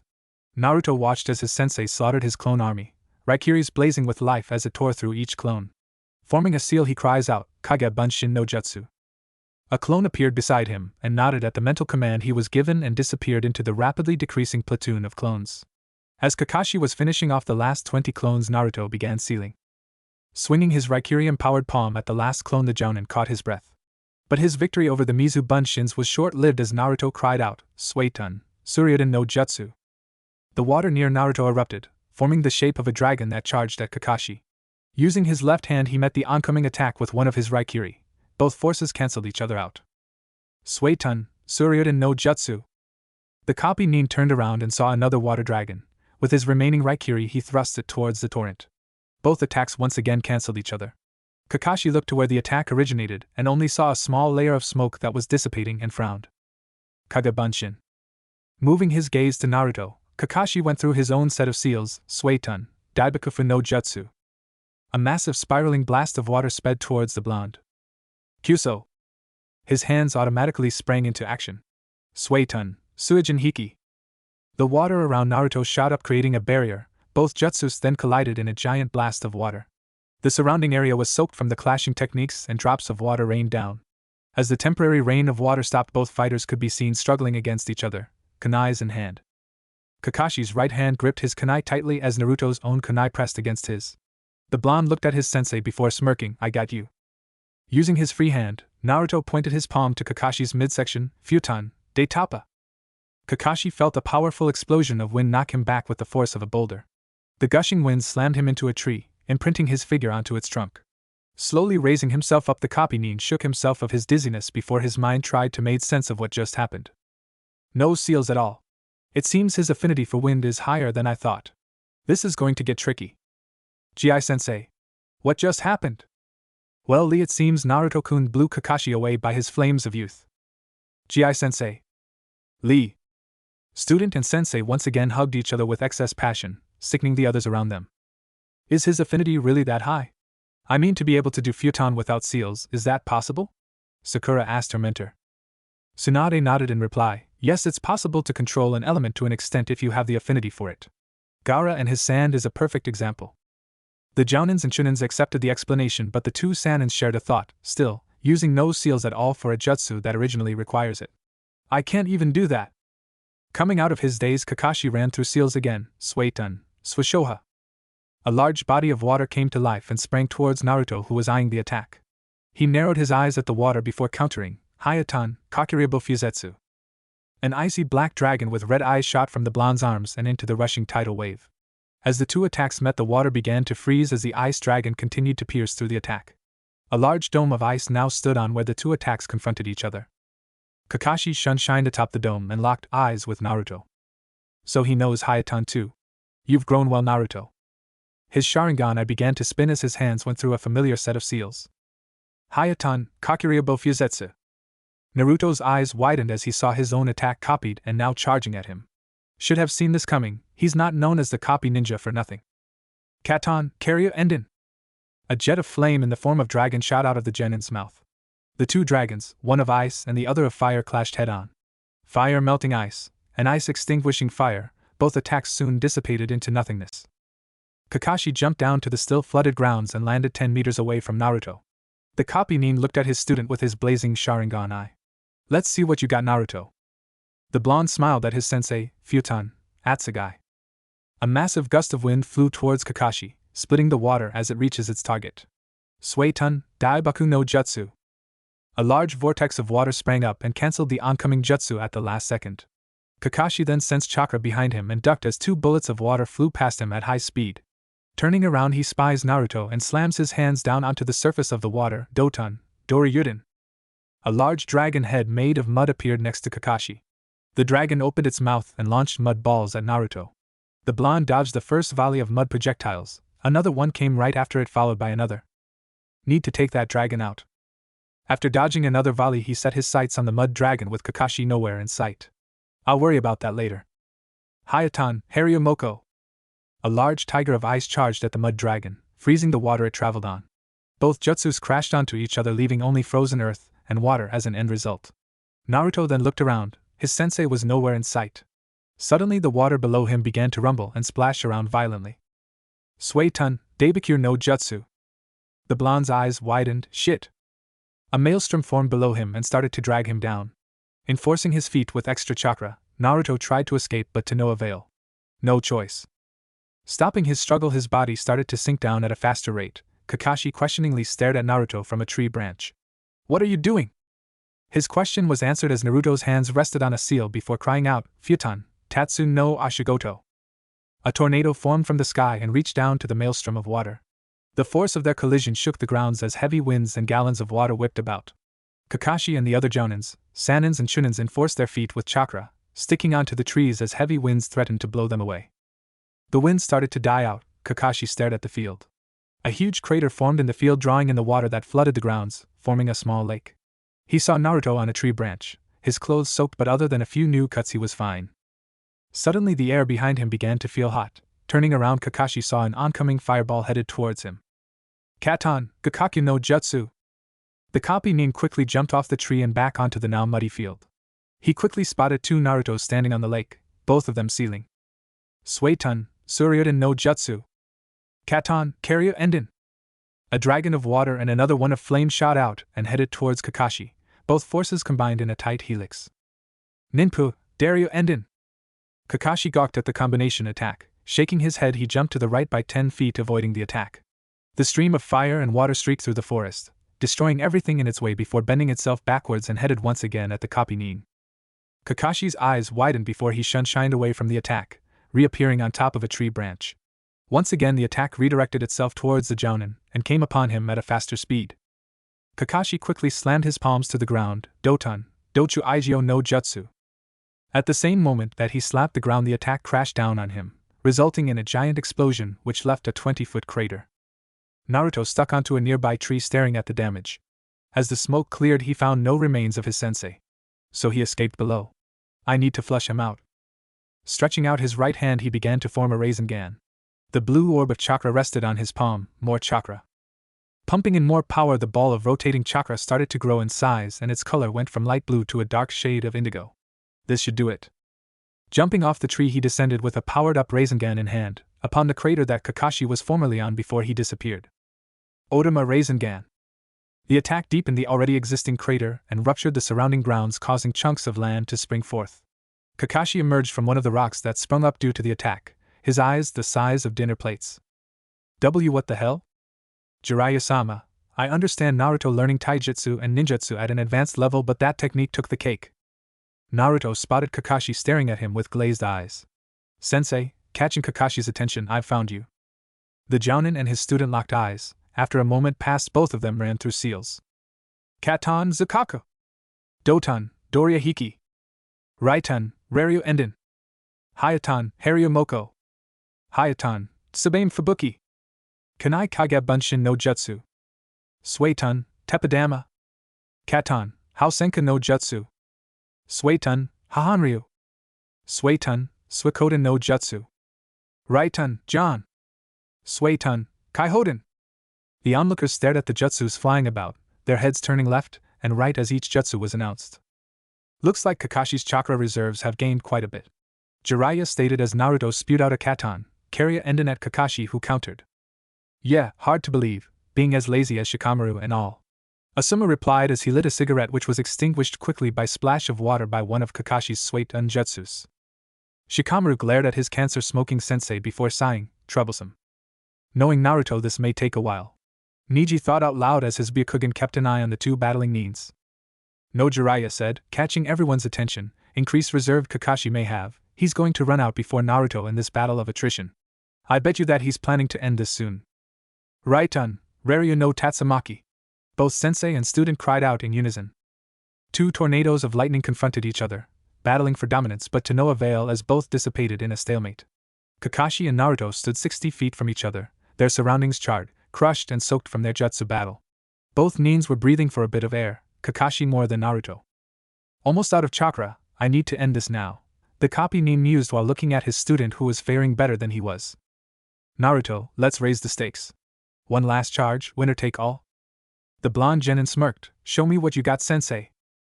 Kakashi set his right arm pointing down while his left hand held his right wrist. Better be ready for the chakra depletion I'm going to get after this battle. Sanona no Yuri Raikiri. An enormous discharge of chakra, larger than the one before, emerged from Kakashi's right hand as lightning wrapped around it once again. This time the lightning was significantly stronger as nearby grass dried and the ground below the copy nin became scorched. The color of the lightning seemed almost purple in color instead of its normal blue. Naruto looked in wonder at his sensei and his jutsu. This is my first and true Raikiri, Kakashi stated, answering the questioning look on his student's face. So my eternal rival has pulled out his ace, Guy shouted in glee. All of them were now sitting near the 3 training posts again since the ground has dried due to Naruto and Kakashi's Raitan and Katan jutsus. The true Raikiri, I've never seen it, Kurenai mused. Well, that makes most of us, Shizen replied as Asuma, Genma, Sakura, Shikamaru and Team Guy nodded. Been a while since I've seen him use that, Tsunade said as she turned to her teammate. Yeah, the last time he's done it was in the 3rd Great Shinobi War, Jiraiya mused. Tsunade moved closer to the Gamma Sennin and whispered, seems he's not using his Dujitsu. I don't think he wants to reveal it yet. Most likely to avoid the multitude of questions and problems he may get later on, he replied. That or he's saving it as a last resort, the slug Sennin stated. Naruto stared curiously at the jutsu that Kakashi had in hand. Should I use the Sharingan and intercept or use Otama Rasengan again? I don't want to show my Kekai Genkai yet, and using Otama Rasengan against this powered-up Raikiri is going to have consequences on both of us. What to do? Wait. I can use that technique. Extending his right arm out with his palms open, he started to gather chakra. Kakashi and the onlookers, excluding Jiraiya, stared in awe as a sword of wind formed in Naruto's hands. Kaze no Rasengan. The white-haired Jonin focused on Naruto, who was preparing to strike. Kakashi charged at him, Raikiri tearing and scorching the ground below. The blonde reached into his pouch and gripped a 3-tipped kunai and flung it at Kakashi with immense force. The Jonin, seeing an incoming projectile aimed at his head, quickly tilted his head while continuing to advance. The kunai flew past him and stuck itself into a tree a foot behind Kakashi. Naruto quickly charged right in front of Kakashi the moment he dodged the 3-pronged kunai. His Kaze no Rasengan clashed with Kakashi's Raikiri, causing sparks of lightning fly and gusts of winds blow through the trees. For a minute the 2 attacks seemed to be in a stalemate, but soon Naruto's sword began to lose its form.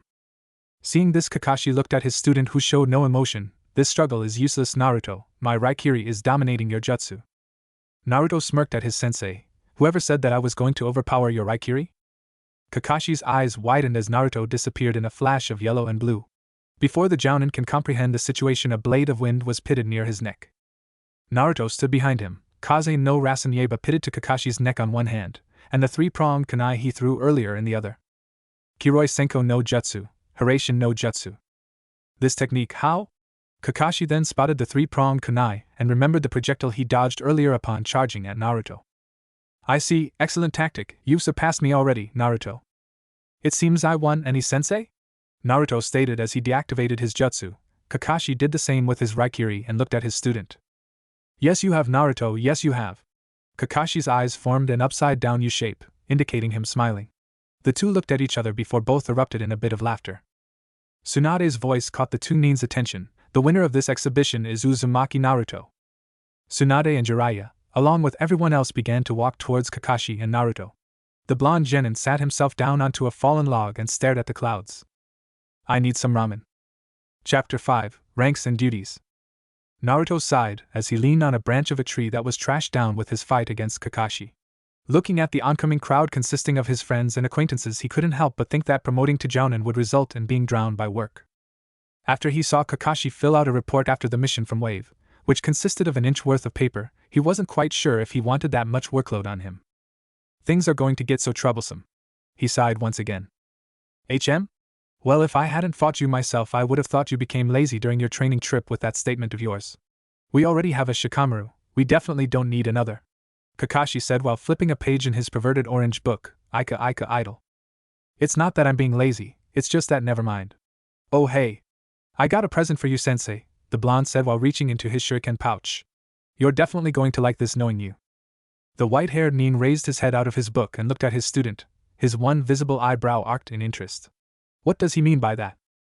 Where the hell are you? Ah. Here it is, behold Kakashi-sensei. The newest addition to the Ika Ika series.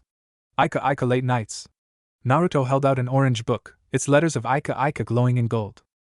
The group of Chunins, Jounins and Sanins, who were only a few meters at the time, overheard this interesting piece of information, causing the kunoichis to quickly glare at Jiraiya, a malicious aura rolling off them in waves. The silver-haired Sannin gulped and unconsciously took a step back away. Jiraiya, tell me, the slug Sannin cracked her knuckles, what the hell did you do to him? Wait, Tsunade, I can explain. The Gamma Sennin frantically said while sweating bullets at his slowly approaching former teammate. You turned him into a pervert. The kunoichis cried out in unison. Soon a chakra-enhanced fist met Jiraiya's face and sent him flying towards Kakashi, who dodged his body by stepping towards Naruto. Naruto, how? When? Can I? The Sharingan Jonin asked while ignoring the cursing he was hearing from Jiraiya's direction.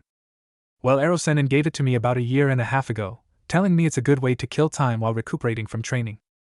At first I was hesitant, but there was one day when I was training on Suiton and Kenjutsu with Kage Bunshins for a day and a half straight that I quickly wiped out my reserves and had to rest the most of the next day because of severe chakra exhaustion.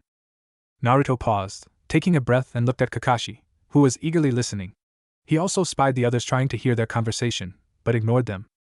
Anyway, during the time I was resting he gave me the book telling me that I had nothing better to do. At first I didn't even want the book to exist, but lying down all day got really boring. So I decided to listen to him that one time, and opened up the pages of that smut for literature. Hey!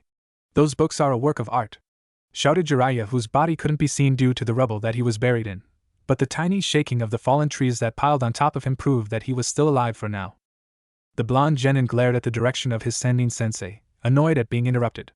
By now Tsunade and the others have gathered around both Naruto and Kakashi, all of whom listening to the conversation. Though the kunoichis seem to be twitching and casting glares to where Jiraiya is. Moving on, you can say that after recovering from massive blood loss due to nosebleeds I actually found the book quite interesting. I can see why you like Ika, not a bad read when you get past the smut. Ha! So the Gaki has finally seen the light. That is Ika. I couldn't be more proud of my student. The Gamma Sennin finally dragged himself out of the rubble, shaking off the dirt from his clothes. But he was interrupted by multiple kunais, dozens of poison needles, a painful genjutsu, featuring yaoi, and 2 superpowered fists that sent him spiraling down to the ground again. Each of the male shinobis cast sympathetic looks at Jiraiya and felt a bit of fear from their female comrades, all whom surrounded the perverted Sannin's fallen body with evil glares. Kakashi quickly looked back at the book his student was holding out. See, can I? Naruto looked at his sensei with a foxy grin. Well, I did say I have a present for you, didn't I? Upon hearing that answer, the Jonin grabbed the book and held the blonde in a tight embrace. Naruto, I want to tell you that I always loved being your sensei. The other's sweat dropped at this display. YOSH. Kakashi has finally accepted the flames of youth. Guy shouted enthusiastically. Lee was about to join in but was stopped when Kakashi sent a "I will castrate you" look to the spandex-wearing duo. Taking her eyes off her former teammate and to the other males, Tsunade, deciding to punish Jiraiya later and focus on the task at hand, cleared her throat, catching everyone's attention. Now then, let's get to business. The group of Nin settled down and set their eyes on their Hokage. You, Asuma, Kurenai, Guy, Genma, and Kakashi have seen Naruto's performance today. What is your opinion on his ranking? Naruto adopted an emotionless face and looked at the Jonins. Shikamaru, Sakura, Shizen, and Team Guy also stared in silence as they were awaiting the verdict.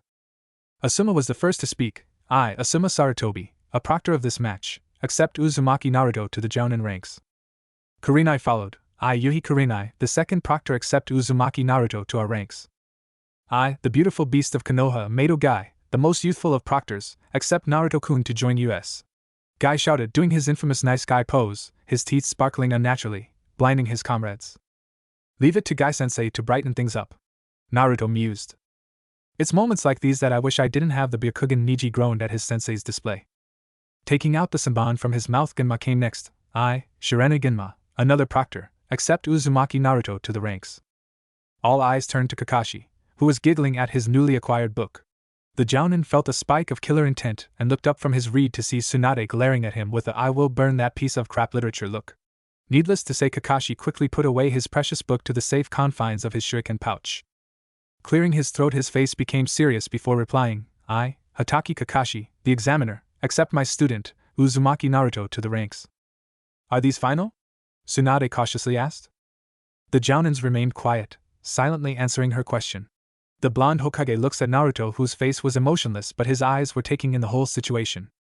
Well then, Naruto, the blonde genin looked to Tsunade, who had a smile on her facade. Congratulations, as of now you are a Jounin of Konoha, be proud of your accomplishment. The group cheered at Naruto's success while he himself was grinning widely at his promotion. YOSH. Naruto-kun's youth has surpassed mine. I must now train harder to become as youthful. Lee cried while copying Guy's pose, smiling at Naruto. The blonde stared at his Chunin friend, his attention was focused on Lee's attire. By Kami! He resembles Guy even more. Right when I thought the similarities couldn't get any more similar. Just what the hell has been going on when I was gone? Congratulations, Naruto, I expected this from you, Niji said while having a hint of smile on his lips. The newly appointed Jonin looked at his Hyuga friend, his attire, and also caught the blonde's attention. Niji, the only thing you need is a pair of breasts along with a more feminine voice, and you can pass on for a decent chick. Though you'd probably hack me into next month if I said that. Naruto just smiled at Niji, the latter oblivious to the Jinchuriki's thoughts. Tenten came up next by patting the blonde on the back. You gave us quite a show there, Naruto-kun. You want to have a Kenjutsu spar sometime? It looks like you're pretty good with your wind sword. Naruto gave a lady killer grin to Tenten, which didn't go unnoticed by the others. I'd like that. I also want to see how well you do with a sword, Tenten-chan. The Chunin blushed at his suggestive answer and to the chan suffix. The gathered shinobis gawked at the blonde. Some raised their eyebrows in amusement, mainly the males, others blushed slightly, mainly the kunoichis. Naruto, I don't know if I should be proud or be pissed that you're surpassing me also in the women department. Kakashi silently wept, his anime tears hidden by his book. Shinaro. What the hell was that? That's definitely not the Naruto from before. Sakura was lost in her thoughts due to the actions of her teammate. Hey, keep that charm up, Gaki, and you'll have fangirls and fan women. Tsunade mused. Man, Naruto, you just became more troublesome. Shikamaru smiled at his blonde friend who grinned back. Nice to see you too, Shika. Still getting nagged by your mom and Ino for being a lazy ass? He chuckled. Troublesome women, the lazy Chunin sighed, sitting himself down on the same tree as Naruto. Sakura stepped up closer to her blonde teammate. Congrats, Naruto, she said nervously. Thanks, Sakura. He hesitantly replied. The kunoichi felt a pang in her heart to the lack of chan in her name. The missing suffix also didn't go unnoticed by the others. The two teammates of Team 7 just stared at each other, silence filling the area, and a feeling of awkwardness was present in the air. Jiraiya, who was now standing up from his crater, decided to break the tension. Alright, that's enough with the congratulations. I believe you have some things to say, Tsunade. The blonde Hokage sent a grateful look at her former teammate, who leaned himself onto a nearby tree, as the tension broke. Noticing that all eyes were on her, she spoke. Yes, I do. Naruto, come to my office at 6 p.m. That's about an hour from now. Kakashi, I need you there as well. Guy, Asuma, Kurinai, Gunma, you're dismissed. As for you, Sakura, your shift at the hospital has already started, so I suggest you hurry. That is all. Hi. The Jonins, with the exception of Niji, replied, all of them using Shunshin, disappearing from sight. Tsunade-sama. Sakura looked at her sensei, who had an apologetic look. I'm sorry, Sakura, but you're already late by 20 minutes. We don't have anyone to cover up for you right now. I'm sorry, Shizen, go with her please. The slug Sannin looked at the brunette medic Nin, who nodded knowingly. Hi, Tsunade-sama, come Sakura. Putting a hand on Sakura's shoulder.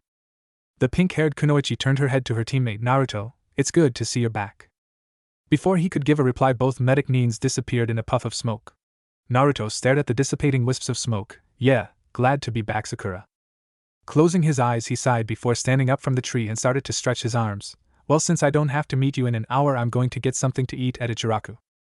Hey, wait, Lee and I will join you on your way. We're heading to training ground 14, and that's on the same direction as Ichiraku anyway. Tenten said, looking to Naruto, who had an eyebrow raised. YOSH. We can now ask Naruto-kun about his youthful travels. Lee yelled, pumping a fist in the air. I might as well tag along, seeing as training with Hayashi-sama isn't until 3 hours from now. Niji replied while eyebrows twitching at Lee's continuous ranting. Well, I got to go. Chuji and Ino are meeting me at Chuji's favorite barbecue place. Don't want Ino being troublesome just because I'm a little late. Shikamaru yawned, giving a wave to his friends before he disappeared in a whirl of leaves. Wait, Naruto, Tsunade said with a demanding voice. The blonde looked up at the Hokage. What's up? The slug Sannin took out a scroll from one of her pockets and tossed it to Naruto, who quickly caught it. Here's the address to your new apartment. Your old apartment complex was torn down by severe flooding during a storm that hit about half a year ago. All the things that weren't lost have been moved to your new apartment, and new furniture has been added. Open the chakra seal inside the scroll to get the keys to your new home. Alright, if that's all, then I'll see you later, Bachan, he said as he and Team Guy blurred out of the forest. Tsunade had a tick on her forehead due to irritation from her surrogate brother. Damn brat, even with all that maturity he still calls me by that damn name.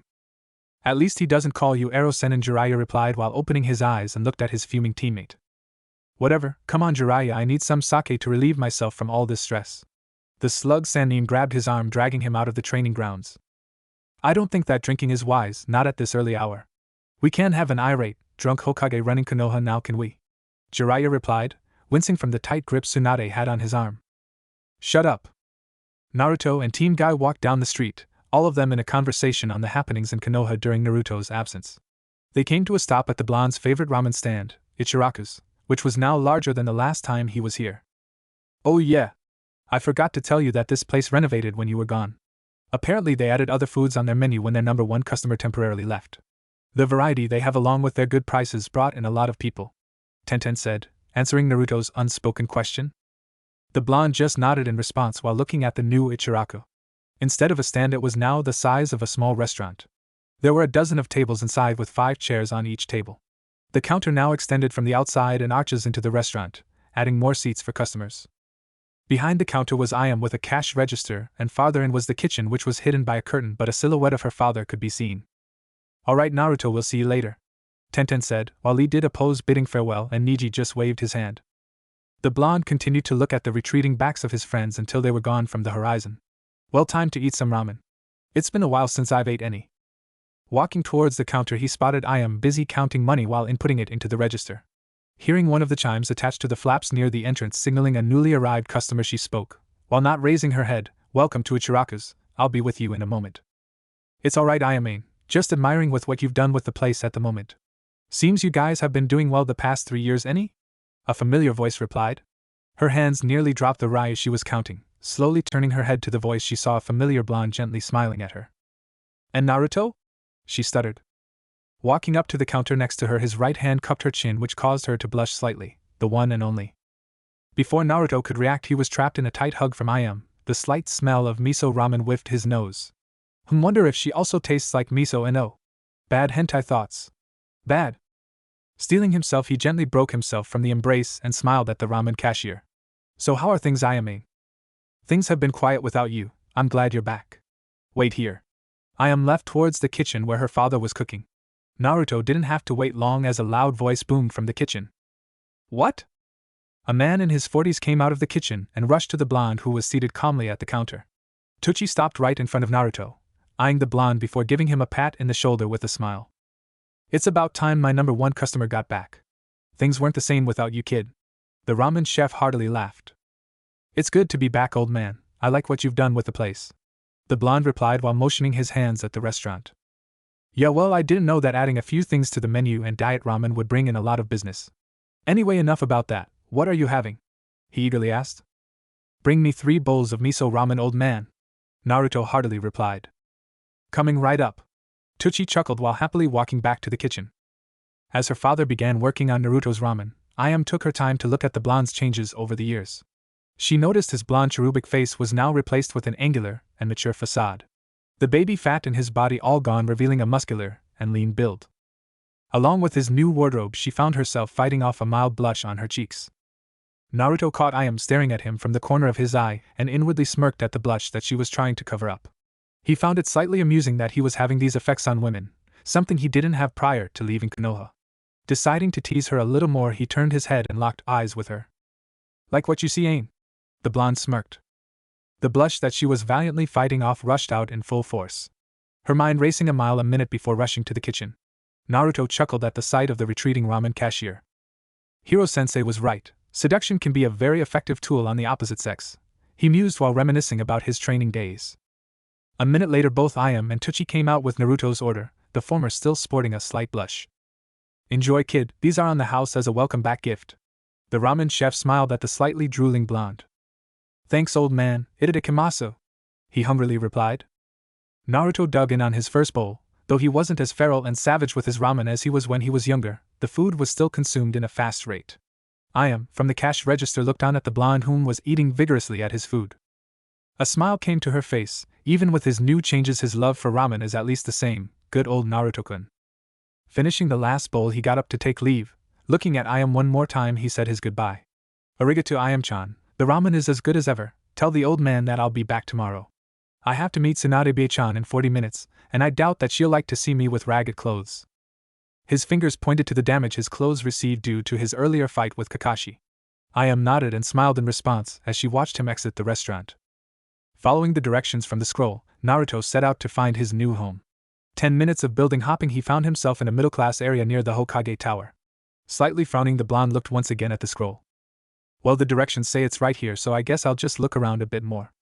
2 minutes later, he found himself in front of an apartment room, numbered 66, of a large, decent complex. That's 2 blocks away from the Hokage Tower. Pumping chakra into the seal within the scroll, a key emerged from a puff of smoke. Taking the key, he opened the door to his new apartment.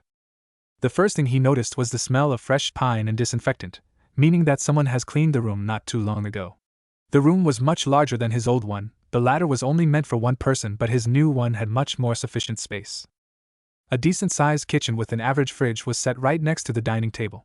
To the left of the dining table was a small bar counter and shelves to store in drinks. On the other side of the apartment was a quite large living room composed of 2 couches and a TV set. I don't think I'm going to be watching television anytime soon. But thanks anyway, Bachan. He smiled gratefully at his appliance. Walking down further, he found himself in a small hallway. A guest bathroom to the left, along with what seemed to be a spare bedroom/storage room right across it. Hitting the end of the hall, he found the main bedroom. It was nothing fancy, but it was much better than his old rundown apartment. A queen-size bed lay in the middle of the room with a night table to the side, with a lamp on top. Looking around, he spied some shuriken and kunai tools that he previously had laid on top of the table, a picture of Team 7 in their Jonin days propped right next to them. He smiled at the reminder of his good times in the past before resuming his tour. He spied a door and opened it to find a bathroom slightly larger than the guest restroom. Guess I'll wash up before I go. I still have close to half an hour, sufficient time. Taking out a slightly large scroll from his shuriken pouch, he opened it, revealing a blood seal. Nicking his thumb with his slightly elongated canines, he ran his blood through the seal. An audible pop was heard and a large bag appeared. Naruto opened the bag and took out clothes similar to the ones he was wearing, along with a dozen of scrolls. He opened the closet next to the bathroom door and set down his clothing along with his scrolls. Taking out a towel, he entered the bathroom and closed the door behind him. I got to think, Bachan, this apartment is definitely better than the last one. So what are you planning to do with the council, Tsunade? Jiraiya asked his teammate while leaning against the wall of the Hokage office. I'm going to get them to see the truth. They were always neutral to Naruto, so hopefully they will listen to reason. She sighed, leaning on her chair, taking a swig of sake from her saucer. Yeah, with Danzo's death things have been pretty quiet and rather peaceful with the council. Things should be easier for now, he replied while sipping his own sake. Hopefully it would stay that way, though. Tsunade was cut off by a knock from her door. The door opened, revealing the Chunin Izumo, Kotetsu's friend. Hokage-sama, Naruto-san is here to see you. Send him in, she said with a dismissive wave. Izumo bowed before leaving the room. Tsunade finished of her sake before throwing the bottle to the garbage. At least he hasn't become lazy and late like Kakashi. Jiraiya chuckled before finishing his own alcohol beverage.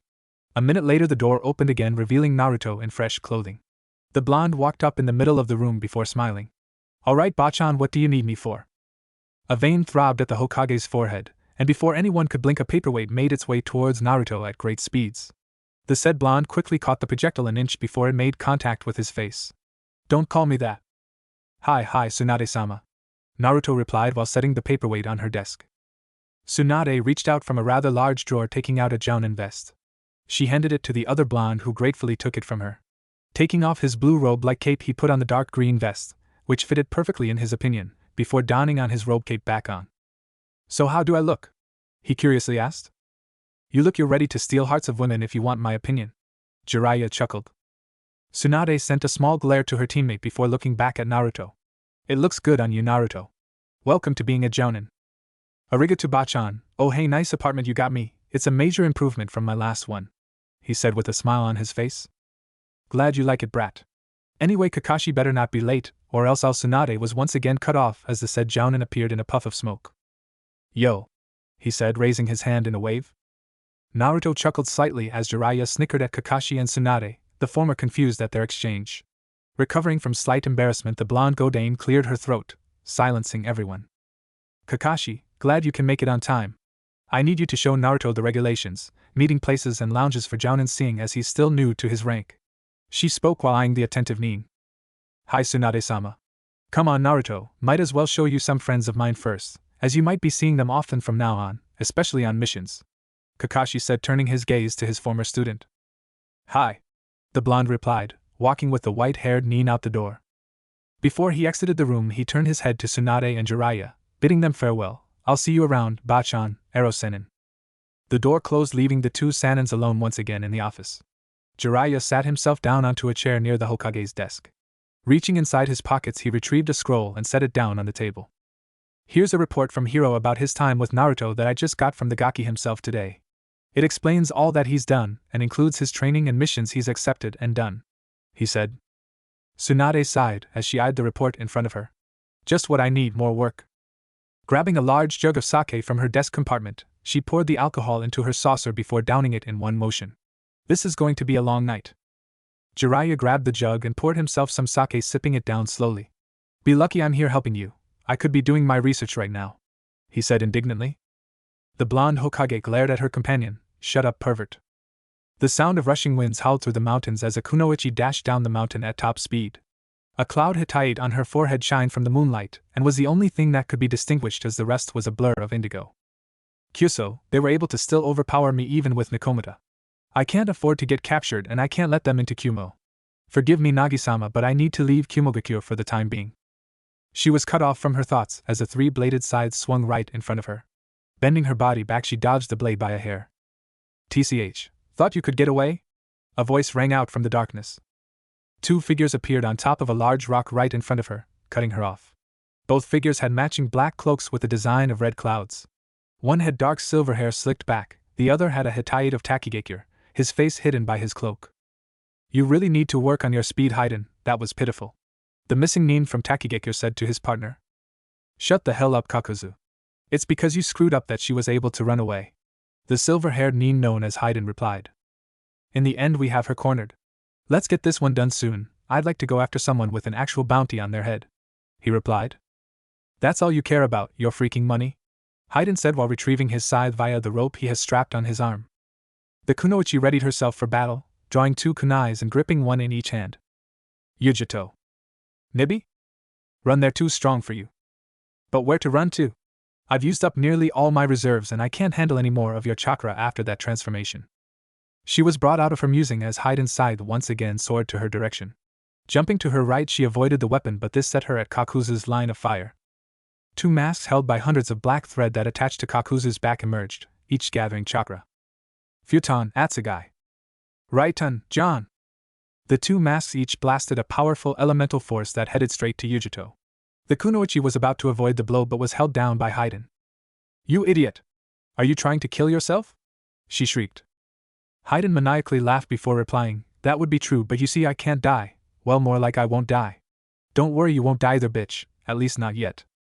The two jutsus were dangerously near the Jinchuriki. Unable to escape the Akatsuki members' hold on her, she shut her eyes, readying herself for the pain. A large explosion lit the night before all that remained was smoke. Kakuzu smirked at the dissipating smoke but was quickly gone when he saw Yujito unharmed. The kunoichi opened her eyes in confusion. She saw the land in front of her form into a crater. I'm safe, but how? What the hell happened, Kakuzu? Haiden yelled while still holding Yujito. I happened. A gruff and familiar voice behind him answered. The silver-haired Nuke-nin turned around only to meet a blue fist ram itself in his face, forcing his hold on Yujito to loosen and sending him flying to a tree. Yujito looked at her savior in gratitude, but it quickly turned to distrust and confusion when she saw that he was also wearing an Akatsuki cloak. What are you doing, Kisame? Kakuzu asked, anger apparent in his voice. I'm just being myself, you immortal freaks. He sneered. Is disobeying orders being yourself? So you going traitor on the organization, fish freak? Haiden yelled with malice as he was using his scythe to help him stand up from the tree he was punched to by Kisame. It can't be called betrayal if we were never loyal to it from the start. Another voice spoke. A figure appeared in a whirl of leaves and revealed another Akatsuki member. This one had crimson-red eyes with tomoe marks spinning rapidly. So, going traitor to Uchiha? Kakuzu said with venom. Yujito stared at the four Akatsuki members in confusion before yelling, what's going on? Itachi looked at the female Jinchuriki emotionlessly, his gaze then turned to his partner. Kisame. The former Miss Nin nodded in response and hit Yujito on the back of the head, knocking her out. I don't know what you two are planning, but you're not getting away, Kakuzu said as thousands of black threads emerged from his body. His body, now covered with the black wires, was doubled in size and two more masks emerged, totaling 4 altogether. Lord Jashin shall have your blood. Haiden maliciously laughed as he readied his scythe to strike. Itachi set himself ready whilst Kisame unwrapped Samahata from its bandages. Silence ensued as the two teams looked at each other analytically. Haiden was once again about to throw his scythe when a white hand grabbed his shoulder from behind. He quickly glared at the figure behind him but was quickly displaced by confusion. Zetsu, what are you doing here? The Venus flytrap Nukenin looked at the 4 Akatsuki members before turning his steel gaze to Kisame and Itachi. Shirsho has sent me to deal with the traitors. Itachi looked at the Zetsu with his emotionless facade. He could make things a bit difficult. But still not a problem. So it's 3 on 2, huh? Well, come on you punks, Samehada's been itching for a fight. Kisame yelled charismatically. Zetsu smirked at the Kiri Nukenin before replying, make that 4 on 2. The other Akatsuki members were confused until a figure came out of the group of nearby trees. His face hidden by an odd orange mask that has a hole for his right eye. His body covered in all black clothing. So you've brought your subordinate, his name was Toby, right? Kakuzu stated more than asked.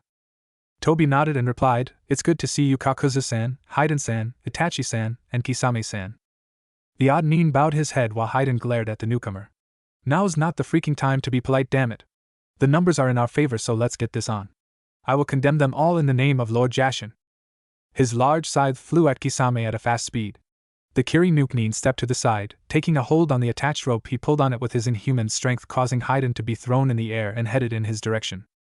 The religion-devoted nin didn't have time to react as he soared in the sky before Samehada cleaved across his upper body, sending him crashing to the mountainside. That idiot never thinks before he acts. Kakuzu sighed before sending his mask to attack Itachi. Futon Atsugai. Katon Bakufu. The futon boosted fire of one of the masked jutsus, increasing its heat and speed as it headed towards Itachi. The Sharingan user stared impassively at the combination attack before his Sharingan spun rapidly. Manjikyu Sharingan. The 3 tomoe marks transformed to what looked like a 3-bladed shuriken. Stealing his gaze, Itachi set his eyes on the oncoming attack. Amaterasu. A jet of black flames erupted from his eyes and enveloped Kakuzu's attack. The oncoming stream of dark flames pierced through and headed for Kakuzu. The said Akatsuki member's eyes widened slightly before jumping out of harm's way, narrowly avoiding the black flames that scorched and melted the earth. Kisame whistled at his partner's attack but was suddenly on the defensive from a blow from Zetsu's kunais. The Kiri nin was about to retaliate, but Haiden's scythe forced him to block. Seeing an opening, Zetsu sent powerful kick to Kisame's ribs, sending him skidding back a few meters. This is getting interesting. The shark-like nin grinned, showing his razor-sharp teeth. Yes, too bad your end is now. A voice below him replied. Zetsu's hands sprouted from the ground and grasped Kisame's ankles tightly, limiting his mobility. Before he can set himself free, Haiden made his way to him, his scythe ready to swing. Kisame noticed Haiden's figure but was too late as he made his way to him. Shit! Die! The gray-haired Akatsuki member yelled as threw his scythe with immense force. The projectile sliced through the air and headed towards the trapped Kisame, who was struggling to free himself from Zetsu.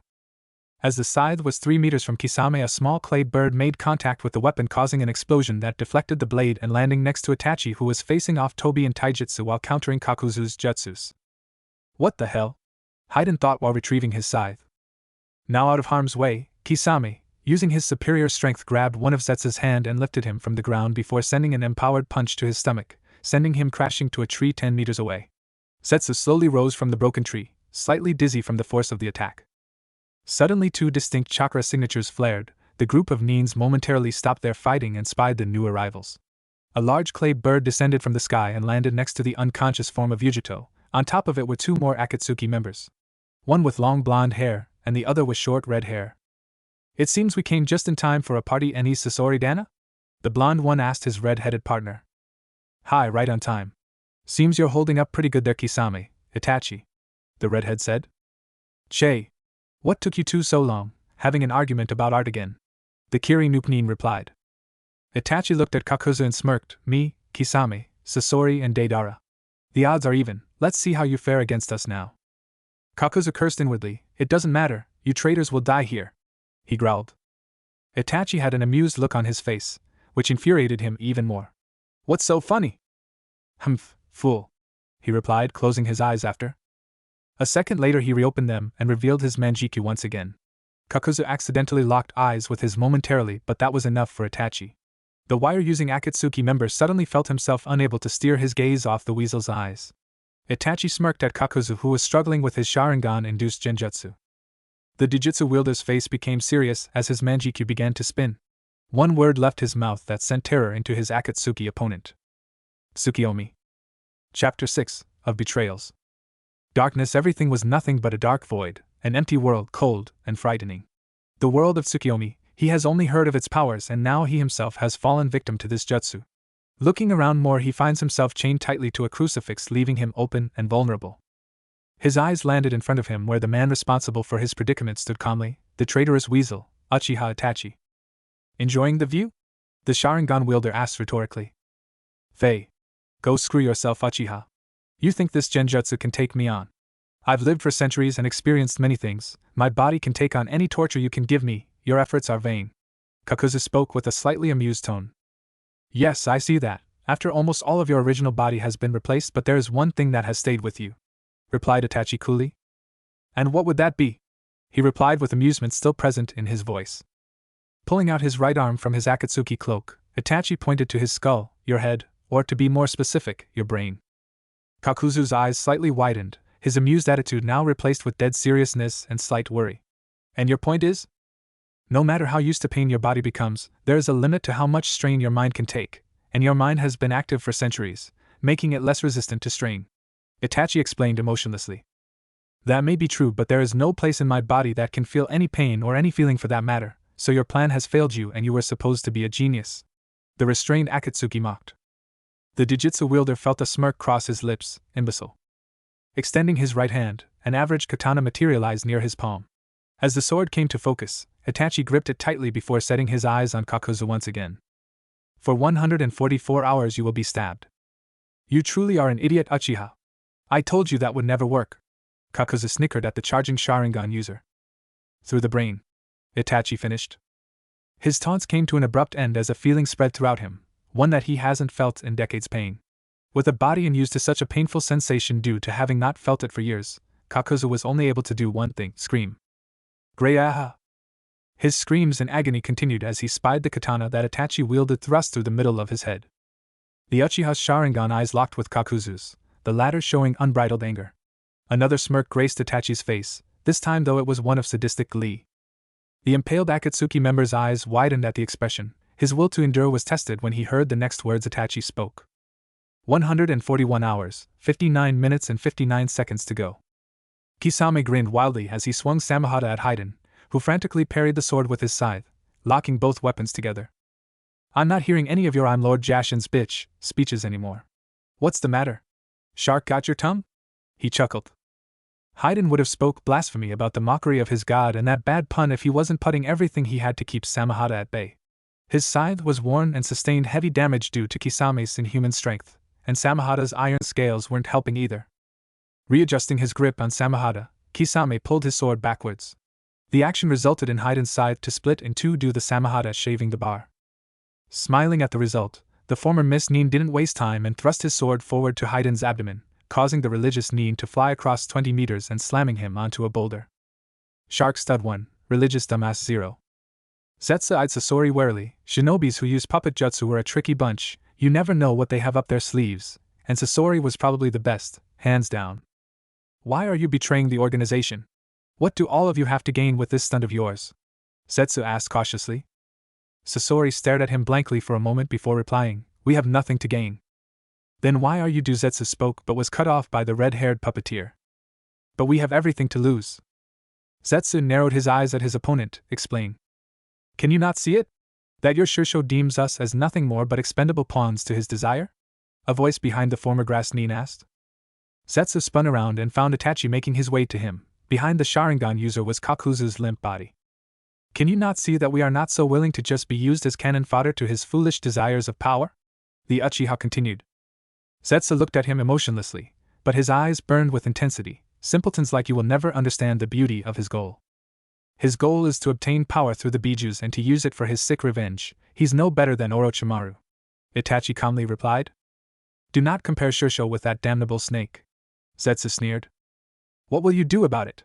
You're outmatched and outclassed. Sasori spoke as he wielded a doll that resembled Sandaime Kazekage.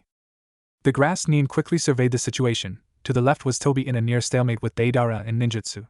To his right was Haiden doing everything he can to get the upper hand on Kisame, but was failing terribly. Finally, right behind Itachi was Kakuzu's fallen body. Whether the nuke Nin was dead or alive, he didn't know. Seeing Zetsu off guard, Sasori attacked with his puppet, pushing chakra into the lifeless figurine. Iron sand flooded out of it and encircled around him. Setetsu Shigure. The iron sand formed into small compact balls before shooting off at Zetsu with frightening speed.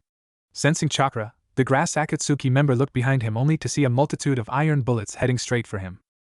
Quickly flashing through seals, Zetsu cried out, "Doton, Doria Hiki." Shooting a stream of mud from his mouth, Zetsu formed an earthen wall reinforced with chakra. Sasori stared impassively before smirking at his opponent's defense. "Sorry, but that won't work with me." The iron bullets pierced through the defensive wall, some scratching Zetsu's skin while others lodged into his body, causing the nuke Nin to drop his defense. "Demit," he gasped as he struggled to keep himself up. "My iron sand is also poisonous. Even with your Kekai Genkai you can't stop it from spreading. The best you can do is to prolong your death," Sasori said while making his way to him, Itachi following suit. "Shit must Toby. Hiden. Retreat." Zetsu wheezed while trying to back away from his two opponents. "What makes you think we'll let you get away?" Kisame yelled while heaving his sword to his shoulder. Using the last ounce of his strength, Zetsu shined next to Kakuzu's body, checking his fallen comrade. Still breathing. A slightly singed Toby and a heavily bleeding Hiden teleported next to the two. Zetsu looked at his subordinate, giving an unspoken command to which Toby complied. "Well, we have to go now, Itachi-senpai, ja," Toby said while performing seals. His hand landed on the last seal, causing his body along with his comrades to dissolve into the ground. Before anyone can do anything, the Akatsuki members escaped. Itachi's Sharingan deactivated while Deidara and Sasori put away their respective artistic weapons. Kisame walked over to the trio with Samahata strapped to his back. "Let's not stay here for long. Kumo Umbu probably sensed all the chakra we used. It won't be long before they get here," Kisame reasoned. Deidara nodded and looked to Yujito's unconscious form. "What about her, yeah? I mean, we did come all this way to make sure her bijou doesn't get extracted, yeah? Leave her, let Kumo handle their shinobis," Sasori replied while leaning himself on a tall rock. Before anyone can say anything else, a figure rushed out from the trees on the mountain ledge. The said figure landed next to the former Akatsuki members, the moonlight shining onto his robes and his hat that had the kanji for lightning. "It seems our problems are solved," Itachi spoke emotionlessly while eyeing the newcomer. "How are you today, Sandame Reikage-sama?"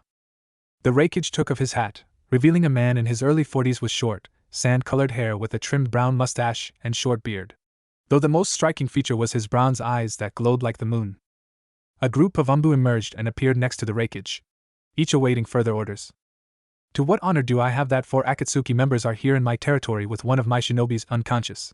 he asked with a hint of anger in his voice.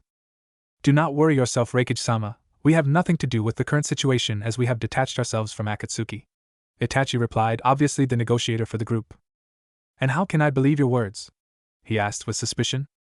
"For starters, you can have your kunoichi back. As you can see, there's no harm done, besides chakra exhaustion and small wounds from a battle she had with our acquaintances from the organization," the Sharingan wielder once again replied, moving out of the way as the Kage picked up Yujito bridal style and gave her to one of the Umbu. "I thank you for giving me back my apprentice, but what are you 4 up to?" the Kage spoke as he steeled his gaze at the 4 former Akatsuki. The remaining ANBU took a ready stance, preparing to act in a moment's notice. "As I've said before, we have detached ourselves from the organization due to inner conflict with our superior." "A rebellion? A mutiny?" the elder Nin asked. Kisame shook his head before replying, "No, old man, a betrayal." Silence filled the clearing as a gust of wind flew by, causing fallen leaves to blow away.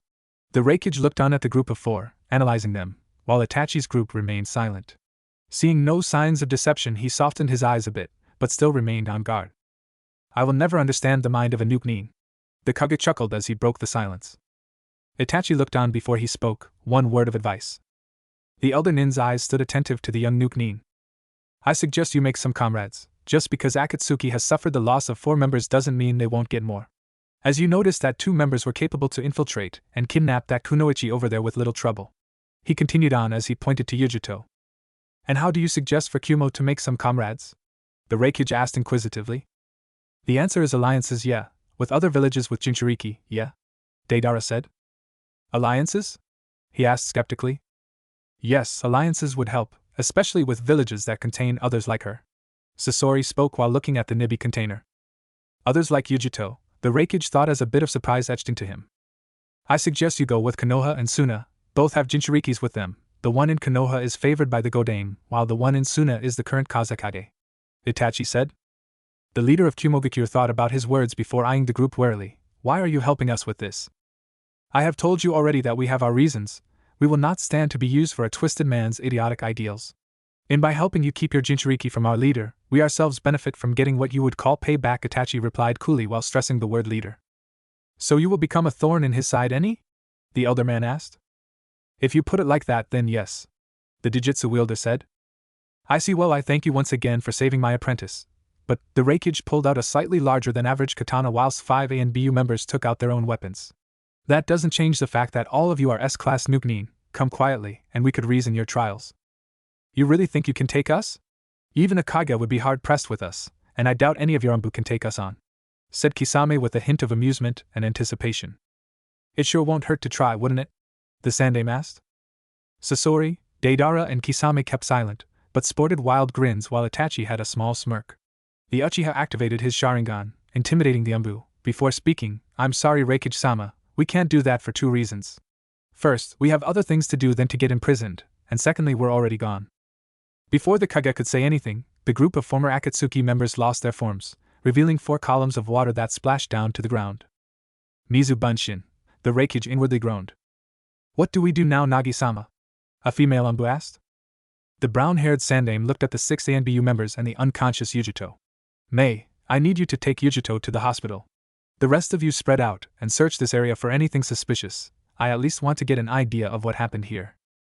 Reikage-sama, can those Nukenin be trusted? A male ANBU asked. Nagi thought for a moment before replying, an enemy of my enemy is my friend, at least I hope so, in our case. But that's enough questions for now, you know your tasks, go. Hi! The Anbu chorused and blurred out from view. Putting back his hat on, the Reikage looked at the full moon and the cloudless night. Closing his eyes, he took a breath of mountain air before disappearing into darkness. Konoha and Suna? Well, I guess it won't hurt to try. 2 shinobis walked down the streets of Konoha. Even though night has fallen, the roads were still quite busy. The shorter of the 2, though only a fraction of an inch, with blonde hair caught the citizens' and shinobi's attention. Most of which were contemplating on his resemblance to the Yondaime, while the females just looked on with a slight blush and a little drool. It seems you're quite the stud around here, Naruto, Kakashi said while still reading his newest Ika novel. Naruto glared at his senpai with annoyance. Though getting stares of lust from women was sort of refreshing, it got really irritating in the long run. Especially since he could sense quite a number of kunoichis stalking him. Great, just what I need, fangirls. The blonde sighed. It's not that bad, Naruto. I mean, I know a lot of people who would do anything just to have the attention of the opposite sex. These women are flocking to you, take this chance that you have and relish it. He giggled pervertedly. Who does he know that would crave fangirls? The blonde thought. When you said that you know people that do anything to get attention of women, does that include Guy, his eyebrows, and his horrendous spandex? He asked curiously. Kakashi's giggling came to a halt. His face became serious before replying, let's not ask that question, okay? The first time I asked Guy that question, well, you can say that was the first and last time I ever asked him something pertaining to the opposite sex. Naruto shuddered at the possibilities that Guy could have done. Those rants about youth, those green spandex suits that showed way too much of something he didn't want to see, or that seemingly invincible genjutsu of a sunset that even Kakashi's Sharingan had a hard time with. The blonde was cut from his thoughts as they reached a complex with that sign of the leaf imprinted on the door. Kakashi closed his book and opened the door, motioning Naruto to follow suit. This is the Chunin/Jounin Lounge, pretty much self-explanatory. A place where we just relax for a bit, getting away from the stress we get on a normal shinobi basis. The cycloptic Jounin explained as they made their way through a hallway with doors on the left and right sides. The duo stopped at a door that had the words Chunin Jounin 12 written on a steel plate. Grabbing the doorknob, Kakashi made his way in with Naruto right behind him. The lounge was a large room with furniture and couches spread about with televisions. A few large-sized refrigerators were placed in respective corners which were undoubtedly filled with refreshments. There were numerous Chunins and Jounins happily chatting about non-shinobi topics, though their attentions were brought to the 2 arrivals. Kakashi's visible eye crinkled into a smile, while Naruto kept silent and looked at the crowd impassively. The duo walked in and through their fellow shinobis, all of whom returned to their conversations while still keeping some attention to the unfamiliar blonde. Looking around, the 2 saw some familiar faces huddled together. In a corner where 2 couches connected were Kurenai, Asuma, Genma, Guy, Anko, Hana, and Yugago. The group seemed to have been talking about an interesting topic. So let me get this straight, that little blonde Gaki that I remember from the Chunin exams 3 years ago, kicked Kakashi's ass even though he was using his Sharingan? Anko asked a little skeptically. How many times do I have to repeat myself, Anko? Yes, he beat Kakashi hands down. I was there along with Guy and his team, Genma, Asuma, Shizen, Sakura, Tsunade-sama and Jiraiya-sama. Kurenai responded with a hint of annoyance. Wow, to beat Kakashi-senpai on a full-out battle, he's probably one of the strongest in the village now. Yugogo exclaimed. You can say that again. After all, he isn't the apprentice of the Gamma Sennin for nothing, Asuma said while lighting a cigarette. To think that the kid was with the rookie 9 along with my Oturo, he must be something. Hana spoke while sipping an unknown beverage. YOSH. Naruto-kun is truly the epitome of youth, Guy shouted, much to the irritation of his friends and comrades. Tone it down, will ya?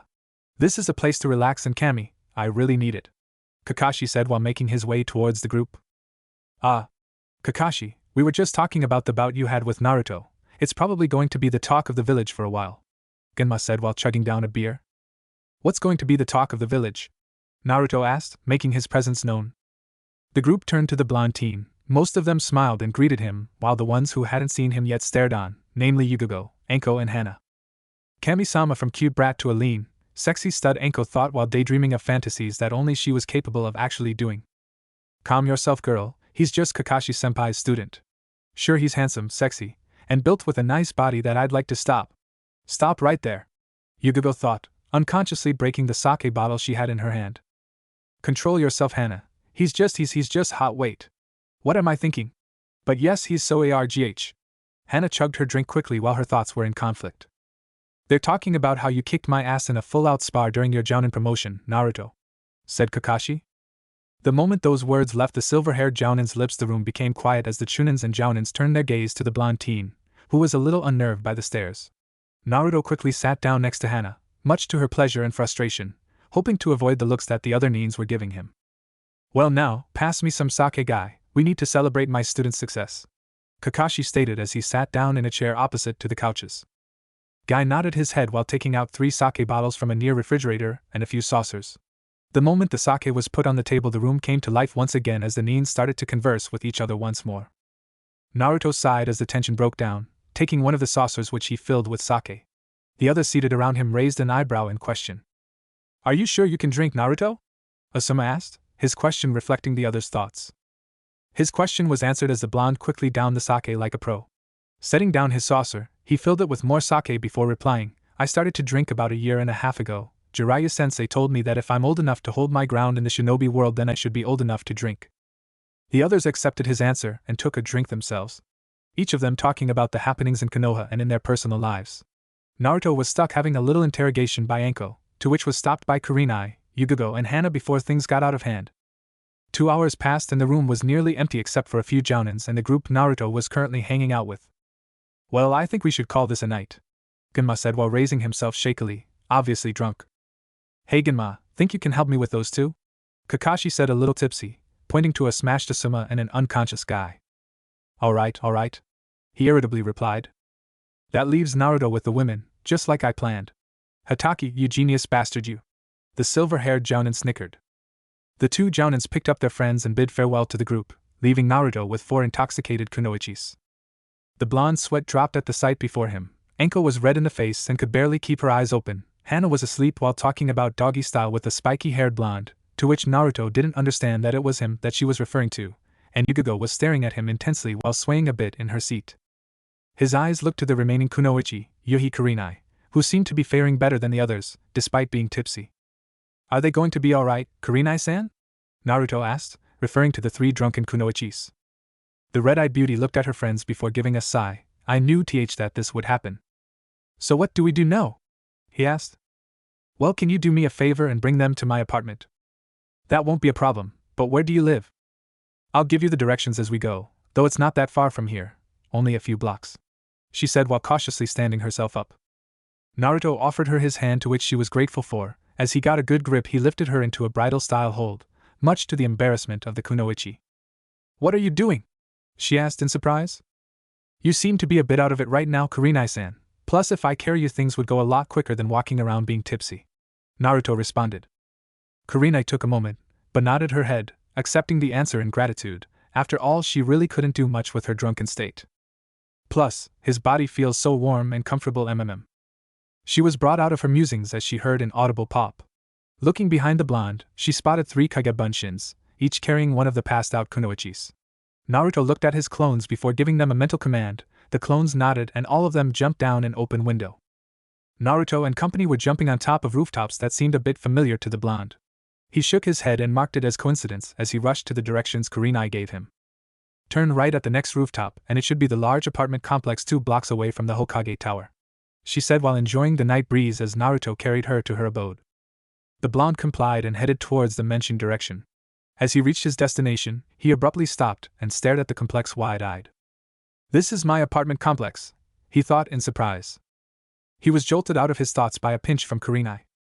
Naruto! Listen! My apartment room is on the 3rd floor, you can drop me off there, the red-eyed kunoichi said. The blonde complied with her request and shined to the 3rd floor along with his clones. As they reached the floor, Naruto set Kurenai down, to which she was grateful for the help, as she led them to her room. As Naruto proceeded, he spied his own apartment room, number 66, and couldn't help but yawn. I really need some sleep, it's been a rather eventful day, he tiredly thought. He was jerked back to reality, as Kurenai stopped in her tracks before facing a door numbered 65. Kami-sama, don't tell me, he thought. The kunoichi unlocked the door with her key and looked at Naruto and smiled. Naruto, can you please bring them in? The blonde looked at her and the door number 65 before replying, hi. The 3 clones entered the room and spied a large couch. Setting the 3 kunoichis in, they dispelled themselves in a puff of smoke. Naruto made his way out the door with Kurenai following behind him. Arigato, Naruto, I hope we get to see more of each other as friends and coworkers now that you're Jonin, she said. The blonde just smiled in response and turned to leave. But before he could make a step, Kurenai gave him a peck on the cheeks before shutting the door behind her. Naruto's eyes became the size of dinner plates, his hand caressing the cheek that Kurenai kissed. He stood there for a minute before composing himself as he opened the door to his own apartment. Women are so troublesome. With that thought, the blonde entered and shut the door behind him. Kirigakure, 8 p.m. A man in white and blue robes leaned himself onto a nearby wall in his office for support, his body stiff and his clothes soaked in crimson. His breath was ragged and his body in constant pain as his right hand felt over his wounded, bleeding stomach. The man's eyes looked around the room before he set his gaze at the form of his assailant in the corner of the office. His eyes hardened to an intense glare, though that was the only thing he could do to retaliate at his current situation. "Why?" he wheezed. The assassin said nothing and came out of the shadows in the corner to the center of the room. The light of the candles that lit the office at night revealed a tall, slender kunoichi, with shoulder-length green hair and eyes with a 6-foot katana strapped on her back, all dressed in a Jonin uniform with a kiri hitite wrapped on her left arm. The kunoichi unsheathed her katana and pressed its edge at the man's neck. Your days as a tyrant is over, it's about time for a new leader and free the people from your dirty grasps, Godame Mizukage, she said as she pressed the blade closer to his neck, drawing blood.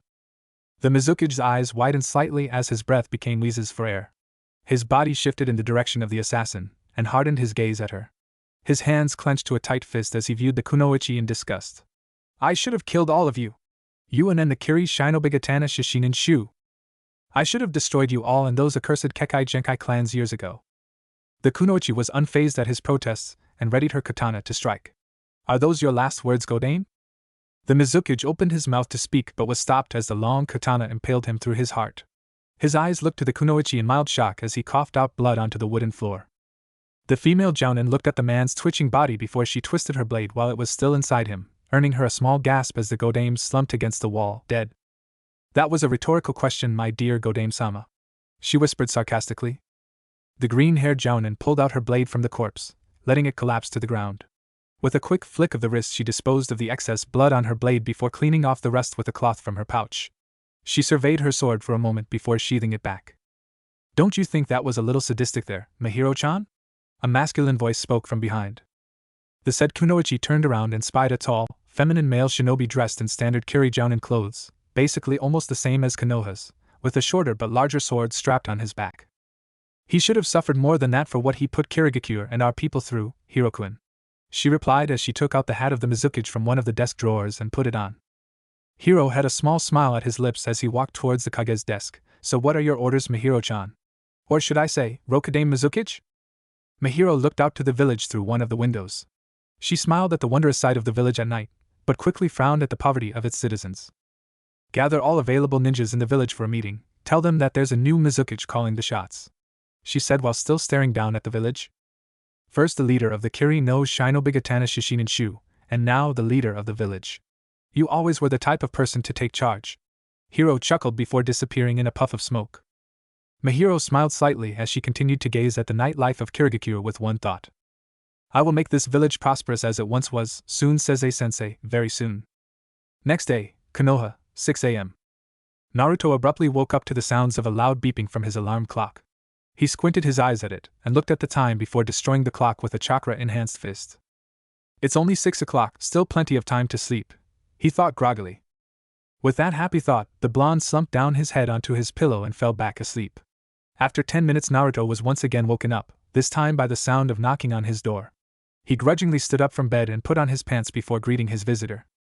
This better be good, or else he left the threat hanging as he opened the door. His visitor turned out to be Genma, whom was smiling back at him. Just got promoted to Jonin, and you're already threatening people. Too early in the morning? The blonde grumbled. It comes with the job, so deal with it. Anyway, Hokage-sama's calling you, so be in her office in 10 minutes. Genma replied before he disappeared in a whirl of leaves. Naruto sighed as he closed the door and headed for his room for a change in clothing. Whatever Tsunade had planned for him, it had better be good because his head was still pounding from his late-night drinking fest. Tsunade sighed as she took a swig of her sake. The amount of paperwork before her was ridiculous, and it wasn't even daylight yet. She sighed once more as she rubbed her temples and looked at the message she received from Akiri Jonin. It seems that Kirigakure was extending an invitation for an alliance with her village by the Rokudame Mizukage, or so what the message said. Still, for a village that stayed neutral for decades to propose an alliance, suddenly it's just odd, she thought as she finished her sake bottle. A knock disrupted her thoughts. Come in. The door opened, revealing a much more awake Naruto, who sat himself down onto a nearby chair. What did you call me for, Tsunade-bakan? A small vein throbbed in her forehead, but she continued on. I received an important message about Kirigakure. It seems that there's a new Mizukage leading the village, and he or she is proposing an alliance to us. Tsunade looked at Naruto, who was listening attentively and motioning her to continue. As you know, Kirigakure has stayed neutral for at least 7 decades, so it's a bit odd for it to suddenly asking for an alliance. So I'm making you a liaison between Konoha and Kiri. You will leave tomorrow for Kiri with one of their shinobis and be stationed there for at least a few weeks, she said as she tossed him the mission scroll, which he caught. Wait. What about Sasuke? Isn't it almost time for the damn Hibi to take his body? Naruto exclaimed, as he rose from his seat while gripping the scroll tightly. Tsunade raised a hand to silence him, which he hesitantly complied as he sat himself back down. The Hokage looked at Naruto in the eye before replying. 6 months ago, it was reported by a number of Jiraiya's spies that Orochimaru has delayed taking over Sasuke's body by another 3 years. Naruto's eyes widened at this revelation before asking, why? Tsunade let out a breath she didn't know was holding, due to relief, as Naruto seemed to have calmed down enough to hear an explanation. She shifted into a more comfortable position before replying. According to the reports, Akatsuki has taken initiative against Orochimaru, severely injuring him and his forces. At that time, Sasuke was still not ready for the transfer, so he used another body to take host of. This gave Sasuke 3 more years before Orochimaru transfers again. Naruto relaxed himself at the news he just heard. Although Sasuke had betrayed him and the blonde no longer had any fleeting thoughts of saving him, he'd at least make sure that Orochimaru didn't get the Sharingan. The snake was already deadly enough, Konoha didn't need him to become more dangerous. It may sound cruel, but if things go out of hand I will end you myself, Sasuke, he grimly thought. Shaking away his thoughts, he decided to change the subject. Geez Byae-chan, I just got back and you're already sending me off. He chuckled. Tsunade smiled at the change of atmosphere. Gomen Naruto, but you should know that you're one of the strongest ninjas we have available. We need to make a good impression on Kiri, and having an alliance with them is also beneficial for us. Plus, according to Jiraiya, you have some powerful friends over there. Yeah, I do. Well, since I'm going tomorrow, I might as well get ready now, Ja-eni, he grinned as he left through the door. The blonde Hokage waved at him dismissively as he disappeared behind the door and closed it with a quiet click. Naruto yawned as he made his way through the deserted streets of Konoha. His stomach grumbled as he walked to his apartment. There weren't any restaurants open this early, so he was only left with home-made food. But he had no problem with that. His cooking skills were good, that he was confident of. The blonde stopped dead in his tracks as the thought of cooking came to mind. One thing was needed for cooking, groceries, and he didn't have any. Cursing himself, Naruto jumped to the nearest rooftop in search for closest convenience store open. Kirigakure, 3 p.m. The alliance proposal has reached Konoha, Rokudame-sama. A Jonin reported as he stood at attention in the middle of the Mizukage office. This was the same Jonin who gave Tsunade the proposal. Good, you're dismissed. The green-haired Rokudame responded. The Jonin nodded and left through the door, leaving a satisfied Mizukage in the room. Mahiro smiled as she recounted the meeting with the village shinobis. They've more than welcomed her as the Rokudame, and were putting a lot of effort into returning Kiri to its former glory. A knock on the door caught her attention as she signaled the visitor in. Hiro came through the door with a folder filled with papers. I have the information on the other members, Mizuki-sama, he said. Please, Hiro-kun, you know you can be informal with me. Mahiro chuckled. Very well, Mahiro-chan, Hiro said as he made his way to her desk, setting down the folder onto it. Mahiro opened the folder, revealing individual shinobi files, and browsed through them. Hiro decided to speak as she was skimming through the papers. It seems that Momochi Zabuza and Kurisuke Raiga have passed away. Hashigaki Kisame has been reported being in Akatsuki, but there have been rumors that he left the organization not too long ago. Finally, both Utada Buntenmaru and Seizenekin have disappeared from the map. Buntenmaru-san shouldn't be hard to spot. I'm sure if he hears the news that Kiri has a new kage leading them, his interest would be piqued. I'm more worried about Seize-sensei, Mahiro said while frowning at a random Jonin's file. Don't worry about Nei-chan, I have an idea on how to get her, Hiro said thoughtfully. Mahiro raised an eyebrow before putting down the papers she had in her hands. You do know that finding her isn't hard, it's persuading her. Like I said, I have an idea, he said. And may I inquire as to how you're going to do it? The Mizuki asked with interest. Let's just say I'm calling in a favor from a friend of mine and we'll leave it at that, he replied with a smile much to the irritation of his Mizuki.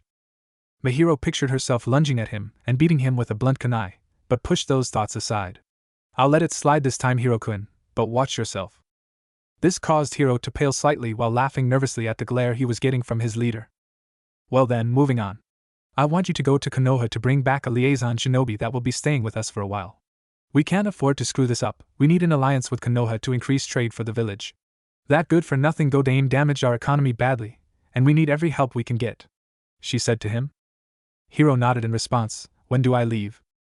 They expect you there tomorrow, so anytime you want to leave as long as you arrive on time, she replied. I see, well then I guess I got to prepare, Ja-ni, Hiro said as he disappeared once again in a puff of smoke. Mahiro stared at the dissipating cloud of smoke before rummaging through the files Hiro handed her once again. Her eyes landed on the files of 7 people, the members of the Kiri Shinobigatana Shishinin Shu.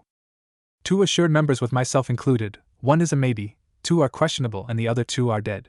This is really going to be a pain in the ass, she groaned. Grabbing Zabuza's and Raiga's file, she set them aside before stamping them as deceased. That left the Kiri Shinobigatana with 2 definite openings and another 3 spots that could be filled in if they were successful in bringing the original members back.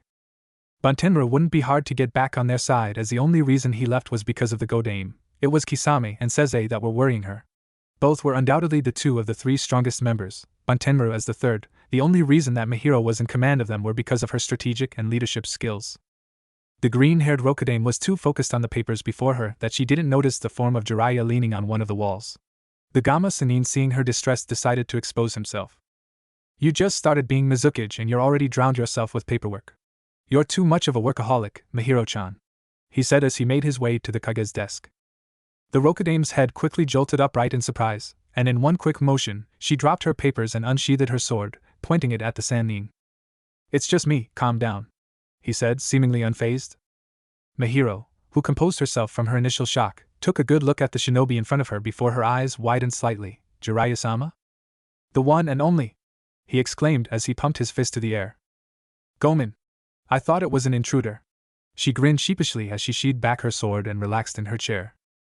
It's all right, that's what I get for coming in unannounced, he replied as he sat himself down on the couch beside the desk. So what brings you here, Jiraiya-sama? She asked as she took out 2 sake bottles. It's as if all kages kept sake in their drawers. Taking the bottle Mahiro was offering, Jiraiya took a quick sip before replying, I actually came here to check up on you. I was here earlier today and heard about a new Mizuki. So I came here and found you burying yourself in papers with that kage hat resting on your head. Well, the reason I'm working this hard is because my predecessor has left Kirigakure in shambles, she said as she poured sake into a saucer.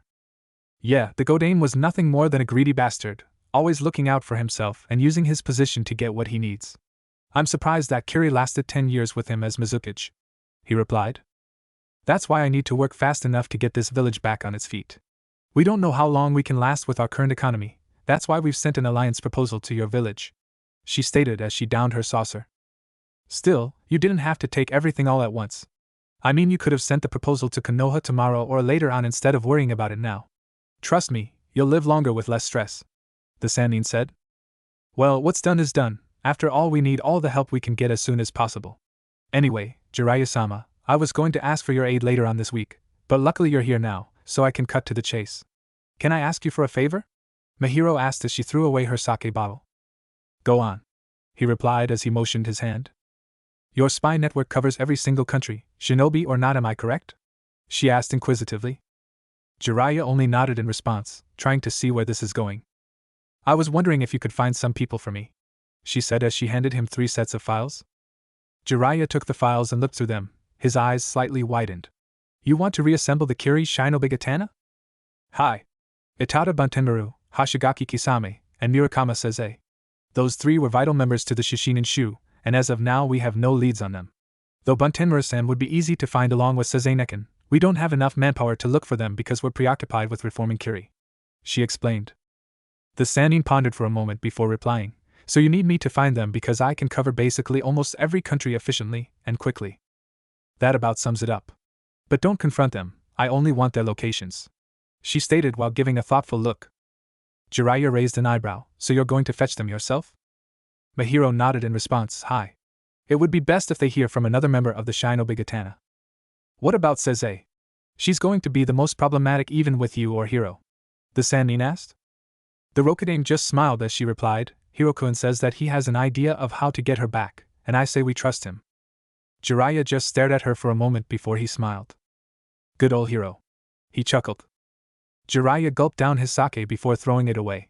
He stood up from the couch and made his way to the exit. Well, I'm glad to see you're okay, and if that's all you need then I'll be off. I'll stay here for a while for some important business before I catch Hiro on the way back to Konoha, he said with a smile. Arigato, Jiraiya-sama. But what's this important business of yours? She asked with a smile.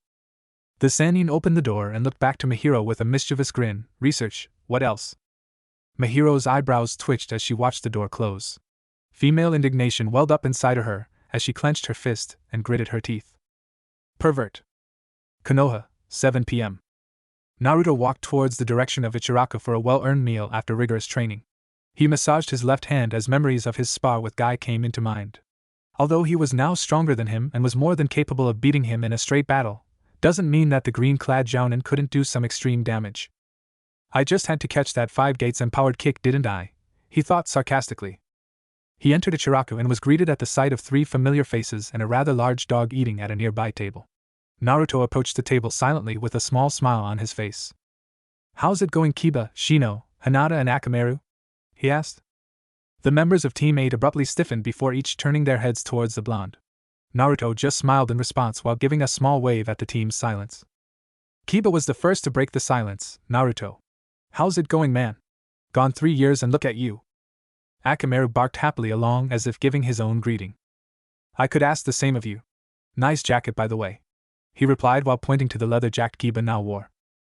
Heh, thanks. You don't look too bad yourself, now that you got rid of that hideous eyesore of a jumpsuit. Kiba heartily replied, to which Naruto snorted. It's good to see you again, Naruto, Shino calmly said. Good to see you too, Shino, though I almost didn't recognize you there, the blonde sheepishly replied. Shino only raised an eyebrow before tilting his head slightly as if nodding. Naruto shook his head at the bug user's display. Shino will always be Shino. His eyes turned over to Hinata, whose arms were tied with Kiba's, causing him to raise an eyebrow. Hello, Naruto-kun. Glad to see you're back, she greeted with a smile and surprisingly, without blushing. Good to see you too, Hinata, Naruto responded as he eyed her and the Inuzuka. The blonde continued to look between Hinata and Kiba, confusing the two Sednines, before speaking with a mischievous tone. So I see you two have gotten together, huh? Ho ho ho, Kiba, you dog, I knew you couldn't keep your hormones down for long. Hinata blushed a nice shade of crimson at his remark, while a flustered Kiba was trying to stutter a retort. Naruto and Shino looked at the couple in amusement for a few minutes before they heard Ayam's voice. What can I get for you today, Naruto-kun? She asked warmly. Hinata and Kiba silently thanked Ayam for taking away the blonde's attention, stopping their moment of awkwardness and embarrassment. Give me 4 bowls of pork ramen for takeout, Ayam-chan, he replied with a large smile. Ayam nodded before entering the kitchen to tell her father of the order. Naruto once again turned his attention to the new couple, much to their dismay. So when did this happen? He asked curiously. Kiba started to stutter again, and Hinata poked her fingers together while in a blush much like her prior self. Seeing as his teammates won't answer, Shino spoke for them instead. It was about a year ago when Kiba actually got the courage to ask her out on a date after a training session with Kurenai-sensei. He explained. I see, so did anything interesting happen during the time I was gone between the two? Other than the occasional tongue wars, there hasn't been anything interesting.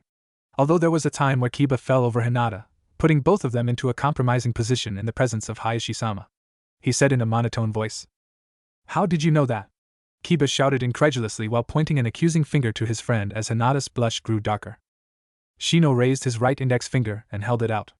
A Kikai bug crawled on top of the finger before it flew off. A bug told me, he simply stated.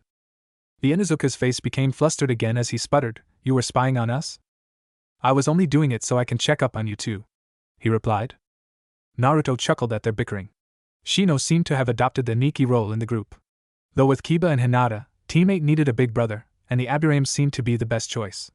Unfortunately for them, the bug user was a big brother then you can't lie to because the guy had eyes everywhere thanks to his bugs. 10 minutes passed and Ayam came out of the kitchen holding a box containing 4 bowls of pork ramen. Naruto, being the ramen freak, caught the scent and quickly appeared next to the register with his wallet out and ready.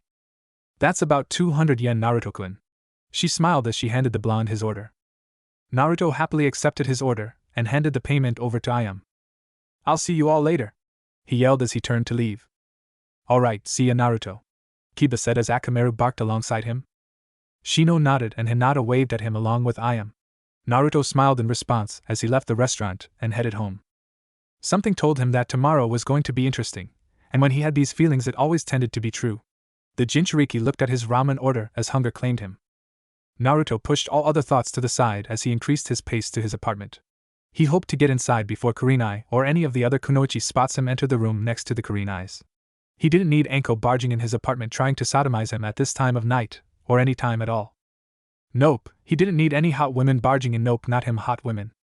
The blonde Jonin halted himself in his tracks. What the hell am I thinking? It must be because I hang out with Jiraiya too much. Yeah, that's got to be it. There's no way I'd have thoughts on gorgeous kunoichis. Yeah, no. Stop. Bad thoughts. Naruto started for his apartment once again, this time at a higher pace. He rushed in hopes for a cold shower. Kami-sama knows he needs it. Chapter 8, A Sense of Foreshadowing. Crisp clean air, a twilight sky and empty streets was the sight Naruto was greeted as he walked a little groggily towards the Hokage Tower for his mission. It was around 6:30 a.m., a little early for him, but it was better than being late. He continued to walk for a few minutes until he stopped in his tracks as he came upon Konoha's academy. It was still the same in all these years, nothing has changed and he felt a little bit of comfort about that fact. It also reminded him of Irika, whom he hasn't gotten the chance to see yet. It seems that I'll have to wait for a little while longer before I can see you again, Irika-sensei. He inwardly sighed. With that though, Naruto continued his trek towards the tower in a faster pace. It was useless to think about these thoughts, as he could catch up with his friends later. Right now he had a mission, and unlike his sensei he doesn't like to be late. This is a surprise. I didn't think you'd be here this early. I mean I just got to my office just a half hour ago. Tsunade said to her 2 guests, Jiraiya and Hiro. Well, we have Gamabunta and Jiraiya-sama to thank for that, Hiro replied. I see even Jiraiya has his uses sometimes. She chuckled. Yeah, considering he's a lecher, he responded with a grin. Yes, to think that a man with a high rank and a notable title would go so low just to appease his primal urges. I guess you can't judge a person with their title nowadays. Especially with Jiraiya-sama. True. Jiraiya's eyebrow began to twitch as he watched the other 2 insult him openly with each other. No respect at all. Tsunade and Hiro continued on with their jeers at Jiraiya for a good 5 minutes, sending a stab to the Sanin's heart after every joke. Jiraiya was about to protest when he heard a comment about his manhood but was stopped as the office door opened. Naruto entered looking a little worse for wear as his slightly baggy eyes and droopy face showed his fatigue. I'm here for my mission, Tsunade Bakon. He yawned slightly. A vein throbbed in her forehead, but she let the insulting greeting pass. It was after all too early to put man-shaped holes in her office walls. It's good to see you again, Naruto-kun, Hiro greeted. Naruto's eyes widened for a moment, as he looked towards the raven-haired man seated next to the Hokage's desk. His lips formed a smile as he saw his Kenjutsu-sensei waving at him. Hiro-sensei. What are you doing here? I could ask you the same thing, he asked with curiosity. Well, I'm here for my mission, something about going to Kiri. He yawned once again. Hiro's eyes widened before he spoke. Wait, you're the liaison for Kiri and Konoha? Yeah, wait, how do you know? The blonde said while he pointed a finger at the Kiri Nin. Hiro stood up from his seat. Reaching to one of his vest pockets, he pulled out his Kiri headband and tied it onto his right arm. Well, it seems you're coming with me. Naruto opened his mouth to respond but was cut off by Tsunade. Naruto, he will be the one bringing you to Kiri. The blonde Jonin shut his lips as his question was answered and turned his attention to Tsunade. The Godame then turned her head towards Hiro. I think that he should suffice for you, right? Hi. Naruto-kun is a perfect candidate, he said with large grin and a little glee. You're rather excited about this, Hiro, Jiraiya said, making his presence known again. I was about to ask you if I could take Naruto-kun with me along with the liaison, but seeing that he is the liaison, it's killing two birds with one stone. The Kiri-nin explained. Can I ask what was the reason that you needed him? Tsunade questioned with slight suspicion. Naruto stayed silent as he watched the conversation between the three.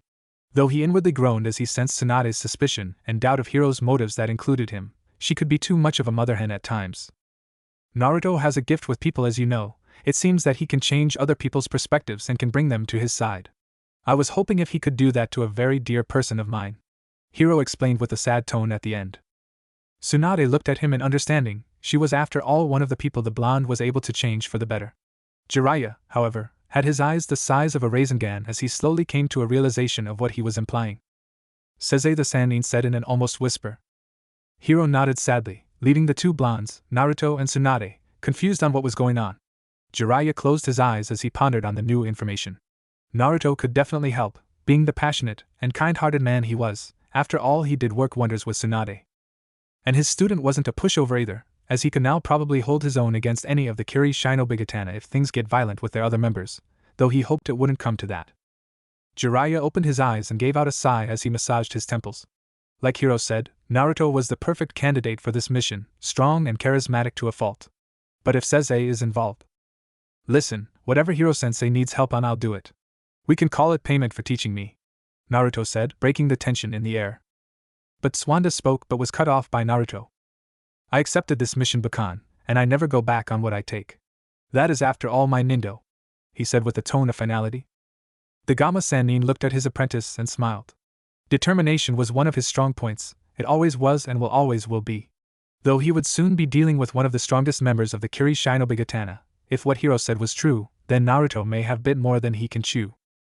But maybe, just maybe he could do it. The blonde always did face incredible odds. With that train of thought, Jiraiya made his choice. It's okay, Tsunade, Naruto is the logical choice for this mission. I'm sure everything would be fine, the Sannin said confidently.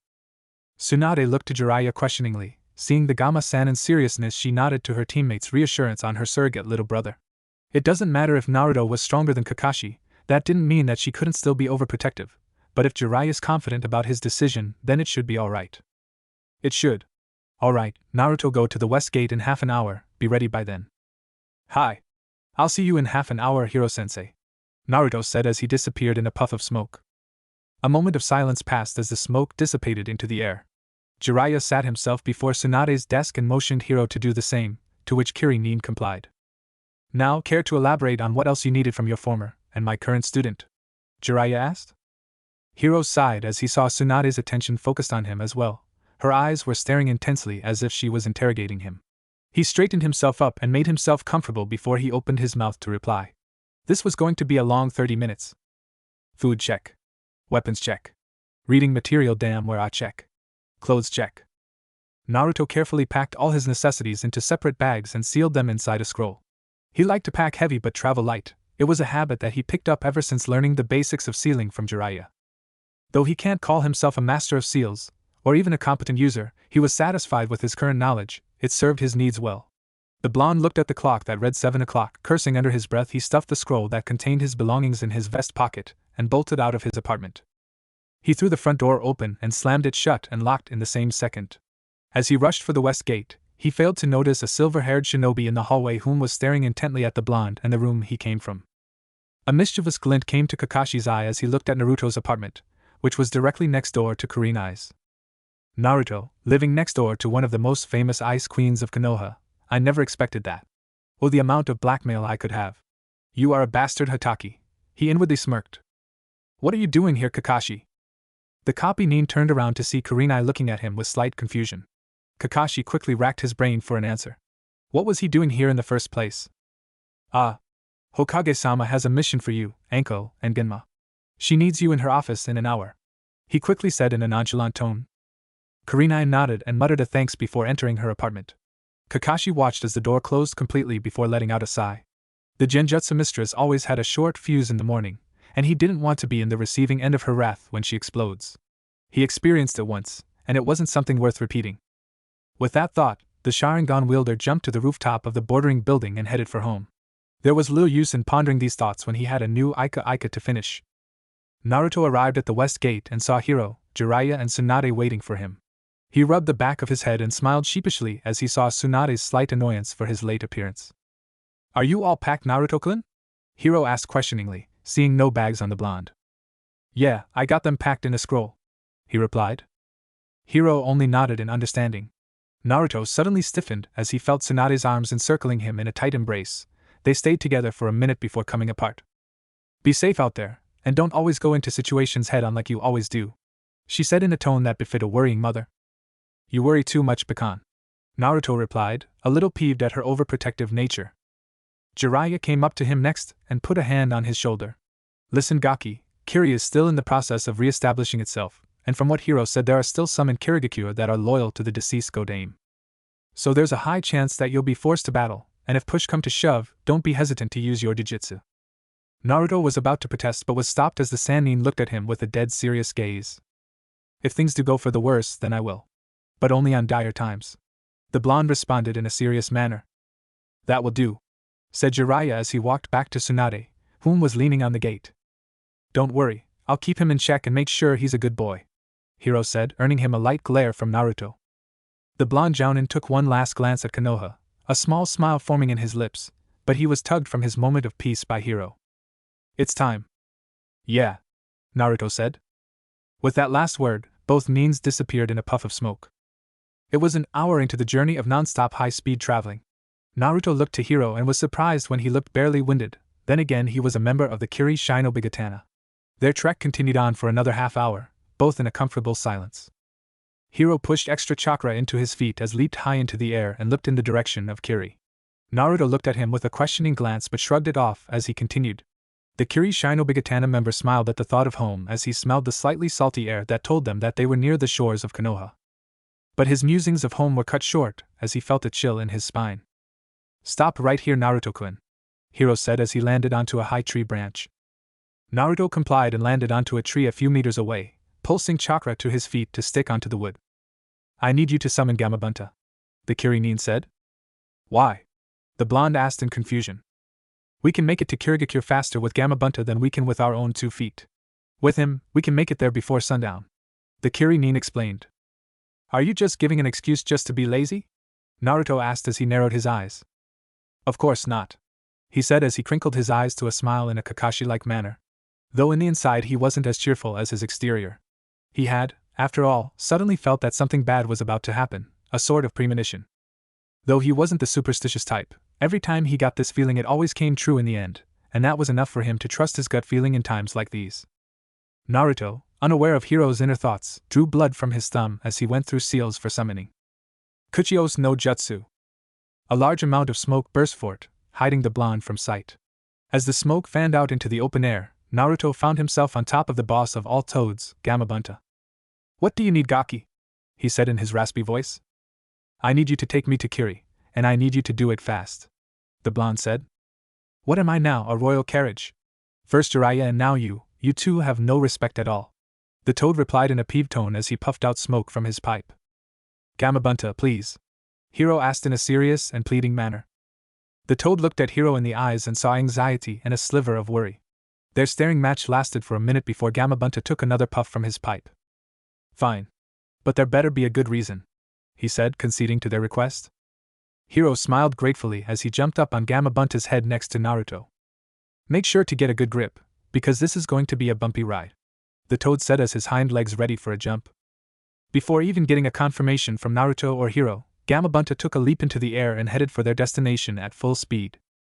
Hiro gripped tightly onto Gamabunta's jacket as the toad raced through High no Kuni, land of fire. Hoping that this feeling was just that, a feeling and nothing more. His grip tightened as he peered to the direction of his home once again. He'll find out soon enough. So you not only failed in killing the traitors but also failed to bring the Nibi Jinchuriki, spoke a shadowed figure. We were careless and we paid for it. It will not happen again, Shusho, Zetsu said. The leader of Akatsuki stayed silent as he closed his eyes and thought. Zetsu continued to look at his master, awaiting for further orders. The shadowed figure opened his eyes as he spoke again. Do not worry about it for now. We have 6 of the 9 bijus, with only the Ichibi, Nibi and Kyuubi left. It will only be a matter of time before we have them too. As you say, Shusho. But what about the traitors? They have taken with them the rings necessary for the extraction. We are now missing 4. Zetsu stated. The leader looked at him and pulled out a ring and tossed it to the grass Nuke-nin. Give that to your subordinate, it is time to make him a member. That ring, as you know, formerly belonged to Orochimaru before we retrieved it from him half a year ago. Make sure that we don't lose that ring this time. And what of the traitors? The grass Nin asked. I shall deal with him myself, he replied as he disappeared completely into darkness of the Akatsuki base. Suddenly a scroll shot out from the shadows and was caught by Zetsu. That is your next assignment. The leader's voice rang throughout the room.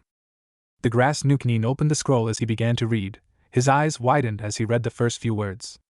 Proposal of partnership. His continued to read for a minute before closing the scroll, having read all its contents. Zetsu turned around and slowly disappeared into the dark depths of the base, preparing to leave for his newest task. Odogekure. Gamabunta leaped on the surface of the ocean water in the direction towards Kiri. The toad looked at the sky to see that it was late in the afternoon. At this pace they would make it before nightfall. Naruto was sitting on top of the boss toad's head, gripping himself on the slippery skin through chakra. Next to him was Hiro, who kept silent during the journey, though the blonde didn't know why, but he kept it to himself, not wanting to bother his Kenjutsu sensei from his thoughts. An hour of hopping passed, and they could see the outline of Kirigakure in front of them. Seeing their destination, Gamabunta fastened the pace with renewed vigor. They were now only a few miles away from hitting shore, but that's when the boss toad smelled a peculiar scent, the scent of smoke. The giant toad quickly raised his head in the direction of Kiri, only to see vague pillars of gray smoke rising from land. Damn it, I hate it when I'm right.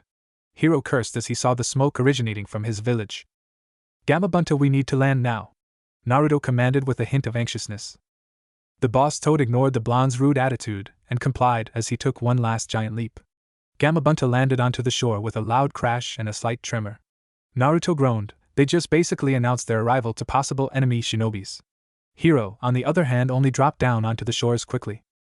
The blonde followed suit, and he waved to Gamabunta as the toad dispelled himself. Hurry, Naruto-kun. It's 5 minutes to the village from here, Hiro said as he hopped rapidly from tree to tree. Naruto picked up his pace and followed his sensei, the smell of smoke getting stronger as they neared the village. He peered to the foliage up ahead and saw that the forest end was only 100 meters away. Hiro seemed to also notice this as he quickened his speed again, with Naruto following suit also. Jumping from the branch of the last tree, they found themselves in a clearing with a dirt road, though it was barely visible because of the fog that shrouded the area. Hiro followed the dirt road with Naruto trailing behind.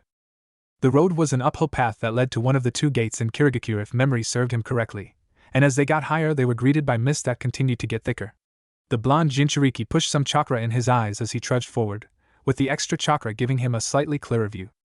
The smell of smoke was nearly overwhelming now, which means the village was close by.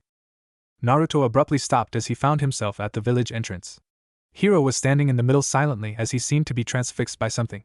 The blonde went next to his sensei and stared at the village only to receive a surprise. The village was in chaos. It was the only word that would explain the scene before him. Nearly half of it seemed to be on fire, and there were shinobis and kunoichis in almost every direction. His eyes spotted a group heading towards him and Hiro. Their numbers totaled to 11. The 11 shinobis landed a few meters away from the 2, eyeing them with a critical eye. Hiro and Naruto looked at them and saw Kiri headbands with a slash mark cut through horizontally. A renegade, Hiro said in a low voice. Surrender yourselves. A shinobi with blue hair and 3 scars running across his face sneered. And if we don't? Naruto asked, raising an eyebrow. Then you must be terminated, in the name of the Godame. Another one answered. Hiro drew his katana and set himself in a stance. Naruto did the same as he formed Kaze no Rasanyeba, surprising his opponents. Let's see about that. Kuchios no Jutsu, summoning technique. The next chapter should be more exciting, action-wise. Chapter 9, Legacies of a Tyrant. Naruto stood his ground as the group of 11 shinobis charged, dividing themselves into 2 separate units, 6 heading to Hiro, and the remaining 5 coming straight at him. The blonde looked at his opponents, all of them with a look of confidence that nearly borderline arrogance. Did they think that just because he was younger that he was an easier target?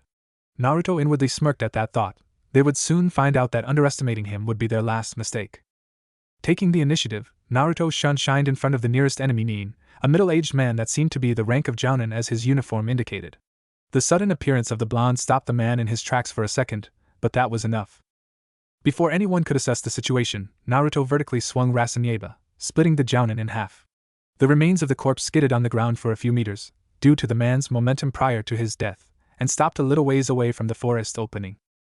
"What the hell?" exclaimed one of his opponents, as the remaining four made some distance between Naruto and themselves. All of their confidence now replaced by shock and slight fear of the current display of skill the young Leaf Nin displayed. "Idiots. You should never take anything at face value," Naruto replied coolly with a serious expression. Setting himself in his former stance, he readied himself for another attack. "Your friend paid the price of being an idiot in the battlefield." There was a moment of silence, before it was broken by slight laughter from the blonde's enemies, causing the said Nin to raise an eyebrow. "Friend? Faye, like you said, kid, he was an idiot. But it seemed that he made himself useful by being cannon fodder. Now we know what you're capable of, we won't make the same mistake." Another one of his enemies, a Jonin, replied in a nonchalant voice, confidence seeping back into the four Nukanins. Naruto inwardly seethed at the nin's response. Did the man not feel a twinge of sorrow for a comrade? The blonde looked again at the man's face only to see cold, calculating eyes. No, the man didn't, and that only made the blonde angrier. He couldn't help it, no matter how indifferent he tried to become, he just couldn't help but feel this way to people who didn't give a damn about others. It was in his nature. "So he meant nothing to any of you?" Naruto asked in a calm manner, contradicting his inner thoughts. There was no response, but the small smirks on their facades were a good enough answer. The Leaf Nin wanted nothing more than to wipe those expressions from their faces, but through use of willpower, the blonde remained calm, knowing that getting angry would do nothing but hinder his judgment. "Enough, die brat." The eldest of the four, a man that looked to be in his early 40s, yelled as he charged at Naruto, kunais in hand. The elder Nin threw the projectiles with a faster speed than the blonde predicted, slightly surprising the said Nin. Letting instincts take over, Naruto leaped backwards, avoiding the metal weapons, and landing a few meters away from his former spot. Sensing another oncoming attack, the Jinchuriki quickly ducked down right before a katana flew by his head, cutting off a few strands of his golden hair. Naruto looked at the attacker, recognizing him as the man he recently conversed with. The Leaf Jonin gritted his teeth in anger. He made a silent promise that the Jonin dies painfully. At the corner of his eyes the blonde spotted another one of his enemies, a Chunin, forming seals. Switching over his first priorities to the Chunin, Naruto quickly dashed at him before the Nin finished. The said Chunin frantically sped through his seals, in hopes of initiating his attack. His lips formed into a smile as his hands formed the last seal. Inhaling moisture from the air, he began his jutsu. Suetun, Sewer Dash. The noob Nin wasn't given time to finish as he found himself impaled through the chest with a blade of wind. The man looked at Naruto in shock before his arms limped down lifelessly as blood poured from his chest wound. More blood spilled from his mouth, while his eyes rolled back, and his body fell to the ground dead. "Die!" shouted a voice from above. Naruto looked to the skies, his eyes locked on the form of an opponent descending down with a katana set to strike. A small smile crossed the blonde's lips. The man, who he identified was the one who threw the kunais at him earlier, was obviously an amateur with a sword, as his poor form has indicated.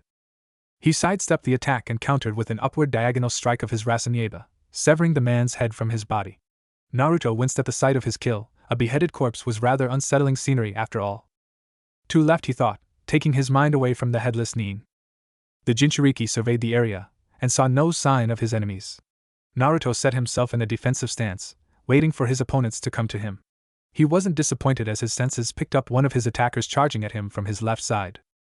The blonde's eyes darted towards his opponent. It was the Jonin he promised himself he'd kill in a not-so-painless way. The noob Nin was rushing towards him with kunais in both hands, seemingly going for a close-range strike, an irrational move to the Leaf Nin's opinion. Though before Naruto could do anything else, a chakra signature flared behind him, catching his attention. Turning his head, he saw his last opponent, a Chunin, making seals on a much more rapid rate than the other he had slain earlier. Suetun, Suryuden no Jutsu. On cue, a rapid torrent of water burst forth from his mouth in the form of a dragon, rapidly making its way on the blonde. Naruto stood calmly, assessing his current predicament, a two-pronged attack. He looked at the water dragon that was making its way to him at an alarming rate. His eyes then wandered to the noob Nin who was closing the gap between them in a slightly slower speed. A smirk crossed the blonde's lips as an idea came to mind. He deactivated Raseneba, surprising his two opponents, and without indication of movement, blurred from sight. Naruto reappeared behind the charging Jonin. Catching the man off guard, the blonde grabbed both of his arms in a tight hold and held him in place. "What the hell are you doing, kid?" the Jonin yelled frantically as he struggled to free himself in vain. The leaf Jinchuriki flashed him a feral grin, unnerving his opponent. "I made a promise to myself that I'd make you die in a very painful way." The sound of rapidly moving water reached the Jonin's ears. The enemy Nin looked upwards and saw his comrade's water jutsu crashing down towards them. The jutsu was quickly crossing the space between them, 20 meters, 14 meters, 8 meters, 1 meter. "I never go back on my promises." Those were the final words the nuke Nin heard before the water missiles slammed into him dead on. The massive water pressure broke the majority of his bones and tore open his flesh like paper upon impact. The Jonin silently screamed as his whole body erupted in pain, his blood dyeing the water red, while inside his bones continued to crack and shatter. Naruto pumped chakra to his arms and legs, holding his ground and his hold on the man as he let the jutsu ravage him. The ordeal lasted for 6 seconds, but that was an eternity for the Jonin nuke Nin. The blonde leaf Nin released his hold, letting the man fall to the ground and bleed. He fulfilled his promise. He turned his attention to his last opponent, who looked at him and his recently fallen comrade in shock. Seeing the man off guard, the blonde discreetly and quickly flew through his own set of seals. Katon, Kakaku no Jutsu, think of the same type that Itachi used against Kakashi in Shippuden/Arc 2. A massive fireball shot towards the Chunin, shaking him from his shock. The last nuke Nin made a move to dodge to the right, but found himself held in place. The man looked at his feet and found a set of hands gripping his legs in a tight bind. Shit! A Doton Jutsu. When did he dash? His thoughts were cut short as he felt the increasing, intense heat radiating from oncoming Katon Jutsu. Thinking quickly, the Chunin frantically flashed through seals for a counter. Suetun, Suryuden no Jutsu! He cried out once again. A small stream of water with a barely definable shape shot out, but evaporated upon impact.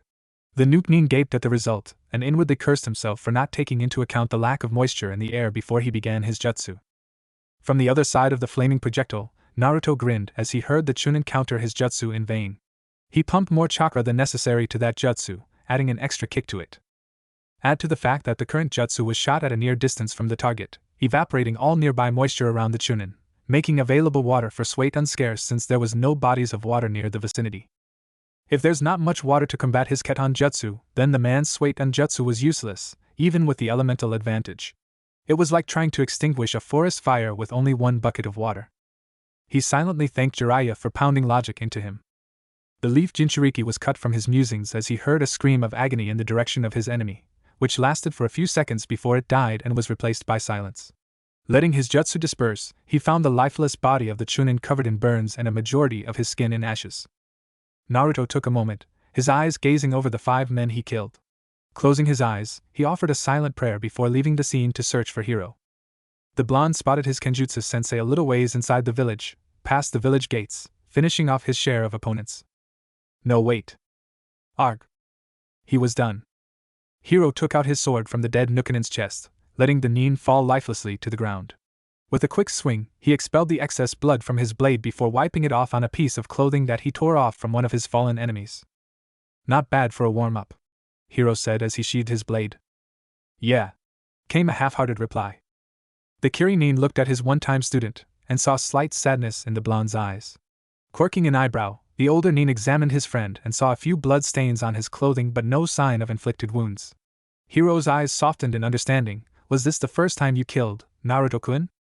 No, but it doesn't make it any easier. The leaf Nin replied with a slightly downcast face. A minute of silent understanding passed between the two, before the Kirinin put a reassuring hand on the blonde's shoulder. It's best not to think about these type of things. Instead, we need to focus on the matter at hand, and I can't afford to have you distracted. Naruto looked at his older friend, before nodding in agreement. Hiro nodded back and took his hand off the blonde's shoulder. His attention turned on the dead Nin beside him. The Shinobigatana member kneeled down to the nuke Nin he currently impaled and tore off his vest and shirt and began to examine him. Hiro-sensei, what the hell? Naruto said in a tone that expressed his uneasiness. What I'm doing is here it is. Hiro replied, pointing to an elaborate tattoo of a serpent-like creature constricted by numerous chains, imprinted on man's upper left part of the chest near the shoulders. What is that? The blonde asked, observing the mark closely, his uneasiness now replaced with curiosity. The mark of the chained hydra identifies the Godame Mizuki's personal servants. The Kirigakure stated. Personal servants? To be precise, they're loyal shinobis who devoted themselves to the Godame. Hiro explained. Loyal shinobis? From what you told me, the former Mizuki was a greedy, ambitious tyrant. I don't know anyone that would devote themselves to someone like him, Naruto said in a confused tone. I can explain the details later. Right now we need to get further in the village. If Hydra really is the enemy, then it's not as bad as I first thought. Follow me, Hiro said with a tone of finality. With that said, the Kirigakure hopped onto the nearest roof, with Naruto following suit, both heading to the center of the village, where the Mizuki's tower was located. As they made their way in, the blonde noticed the majority of the fires he saw earlier have been extinguished, which Hiro also noted as they continued on. I don't see anyone. None of our shinobis nor the Nukanins. What's going on here? Hiro thought as the lack of present shinobis slightly disturbed him. With one last leap, the duo landed on an open road in front of the large structure where the Mizuki supposedly resided, the Kage's tower. The two landed onto the concrete pavement near the tower. Both Nins continued their trek on foot, and within a minute found themselves in front of the entrance of their destination. Hiro stepped forward towards the door, but was stopped as the two were quickly surrounded by 24 Anbu, all armed and ready. An ambush? Hiro inwardly exclaimed, cursing himself for his carelessness. Within a tenth of a second, both him and his blonde companion set themselves in ready stances, prepared for an attack from every angle. A gust of wind flew by, blowing dust and leaves around the area, yet none made a move. Hiro raised an eyebrow on the odd behavior their ambushes showed, none of them displaying any hostilities. To his further confusion, their supposed opponents sheathed back their weapons. Forgive us, Hiro-sama, we mistook you for an enemy. A chrome-masked Anbu said as the Nin bowed, followed by the rest of the Anbu members. Hiro let out a breath of relief. It's alright, Naruto, they're on our side. The blonde relaxed and straightened out his posture. Looking around, he found many of the Anbu fixated on him, causing him to raise an eyebrow. Hiro-sama, what is a shinobi from Konoha doing here? A female, panda-masked Anbu asked, pointing to Naruto. The Shinobigatana member smiled sheepishly in response. Ah yes, this is Uzumaki Naruto, a Konoha Jonin and the current liaison between Konoha and Kiri. Jonin? He looks no older than 16. An Anbu with a shark mask exclaimed. Hiro's face turned serious, largely contrasting his earlier happy smile and slightly taking aback some of the Anbu who have not seen the said Nin's current facial expression before. He may be young, but he is stronger than Hatake Kakashi of the Sharingan, and is currently the apprentice of Jiraiya-sama of the Sannin. Do not underestimate him. If Anbu masks could be see-through, then the duo would have seen the shocked looks from all of the gathered Anbu. Jiraiya of the Sannin and Hatake Kakashi were known far and wide, both being powerful shinobis of the leaf. To think that the blonde in front of them was a student of the former, and stronger than the latter was surprising to say the least. Stronger than Hatake Kakashi? Asked another female Anbu in disbelief. Yes, according to what Jiraiya-sama has told me, Naruto-kun defeated Kakashi-san in a battle to achieve the rank of Jonin. Hiro explained. The gathered Anbu gawked at Naruto, many in surprise, many in awe, but all of them showed respect, but the blonde just couldn't see them with those masks on. Don't we have more important matters, Hiro-san? Naruto coughed, changing the suffix of sensei to san as to not arouse any more unneeded questions. The change of suffix did not go unnoticed by Hiro, to which the Kirigakure mentally smiled for his friend's quick thinking. Yes, we do. Can anyone explain what happened while I was gone? The chrome-masked shinobi, seemingly an Anbu captain, answered. Mizuki-sama sent out the majority of our ninjas to missions between 4 to 6 hours ago, lowering our security. It seemed that the remaining members of Hydra used this to their advantage and did a preemptive strike roughly about 3 hours from now. That's understandable, but the damage I've seen on the village seems a little extensive. Don't tell me our forces weren't able to intercept in time? Hiro asked, motioning his hands towards the pillars of smoke in the air. The fires were from numerous explosive tags that were carried en masse by 4 Hydra members posing as merchants. They did a suicide bombing, setting fire to many heavily populated areas. Mizuki-sama ordered for every available ninja to gather the civilians first and get them to safety before we engage the enemy. The panda-masked female Anbu spoke. I see, so she evacuated the civilians first, huh? That'd explain why many of the exterior buildings seem damaged. So where is Mahiro-chan now? Mizuki-sama has taken 25 Chunins and 15 Jounins with her, along with the Genins whom are tending the wounded and taking care of menial tasks, to the east side of the village along with the civilians. She insists on taking charge of the evacuation and protection of the people. The Shark Anbu replied, hoping to redeem himself for his earlier foolish comment on the blonde leaf Nin. 25 Chunins and 15 Jounins? That's quite a number. Exactly how many Hydra members attacked to make Mahiro-chan take that many? asked the Kiri swordsman, surprise evident from his voice. At first, there were about 250, all ranging from low Jonin to high Jonin. Now they have roughly about 120 remaining. Another Umbu stated. And how many of our own forces remain, excluding those absent prior to the attack? We had about 400, including the 80 Genins. 26 Junins and 10 Jounins have been reported as Kia, while we have 40 wounded, mainly Genins who were attacked when the evacuation started. The Crow Umbu captain replied. At the moment, the west and north sides of the village are where our forces are engaging the majority of Hydra. Our squadron were sweeping through the south side before we spotted you, sir. Hiro closed his eyes and thought. A few seconds passed before he reopened them again and looked at the Crow Umbu captain. Captain, I request to take 6 members from your platoon. The Crow Umbu wasted no time and nodded his head in an affirmative. Very well, Hiro-sama. The Kiri swordsman looked at Naruto before giving his instructions. Naruto, I want you to take 3 Umbus with you, just choose which. Go the west side, they can lead you there. I will take the other 3 to the north. The Konoha Jounin replied with a hi, before looking around at the assembled Umbu. It was at this time that he saw the difference with Konoha's Umbu and Kiri's. Both were similar in uniform, with the only difference being that instead of black they were a dark indigo. Their masks were also identical to Konoha's, though instead of red markings, it was replaced by the same indigo color of their outfits. Clearing his mind, he focused on his task, choosing a team which proved harder than he thought. After a second observation and numerous ponderings later, the blonde sighed and decided to go with his instinct on this one. I'll take Panda, Shark, and Swallow. You 3 come with me. The blonde commanded, receiving a nod from the 3. The Umbu members stood aside as the Leaf Jinchuriki examined them. Panda, he noted, was definitely a kunoichi from her obvious assets, but the way she carried herself gave of an air of experience, and how her nodachi was placed near perpendicular to her back, a position for easier access, gave an indication of that she has knowledge on the sword. He was reminded of Tenten, the Kenjutsu specialist of Konoha. Maybe this Umbu member was a weapon mistress too. Swallow, another kunoichi, seemed to be a long-range expert, from what the extra shuriken pouches showed. Other than that, there was no other apparent trait that he saw was out of the ordinary. Maybe she's a jutsu or genjutsu expert, the blonde inwardly thought, whilst taking a thoughtfully pose. His eyes finally rested on Shark, the only male of the 3. The Leaf Nin noticed that unlike his peers, Shark didn't have a nodachi equipped, and only had 2 kunai holsters equipped on him, no shuriken pouch in sight. A taijutsu user perhaps? Swallow, can you take lead?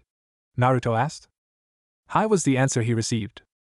The Leaf Jounin then looked to Hiro, who had just finished picking his own squad. Hiro-san, I'm going on ahead.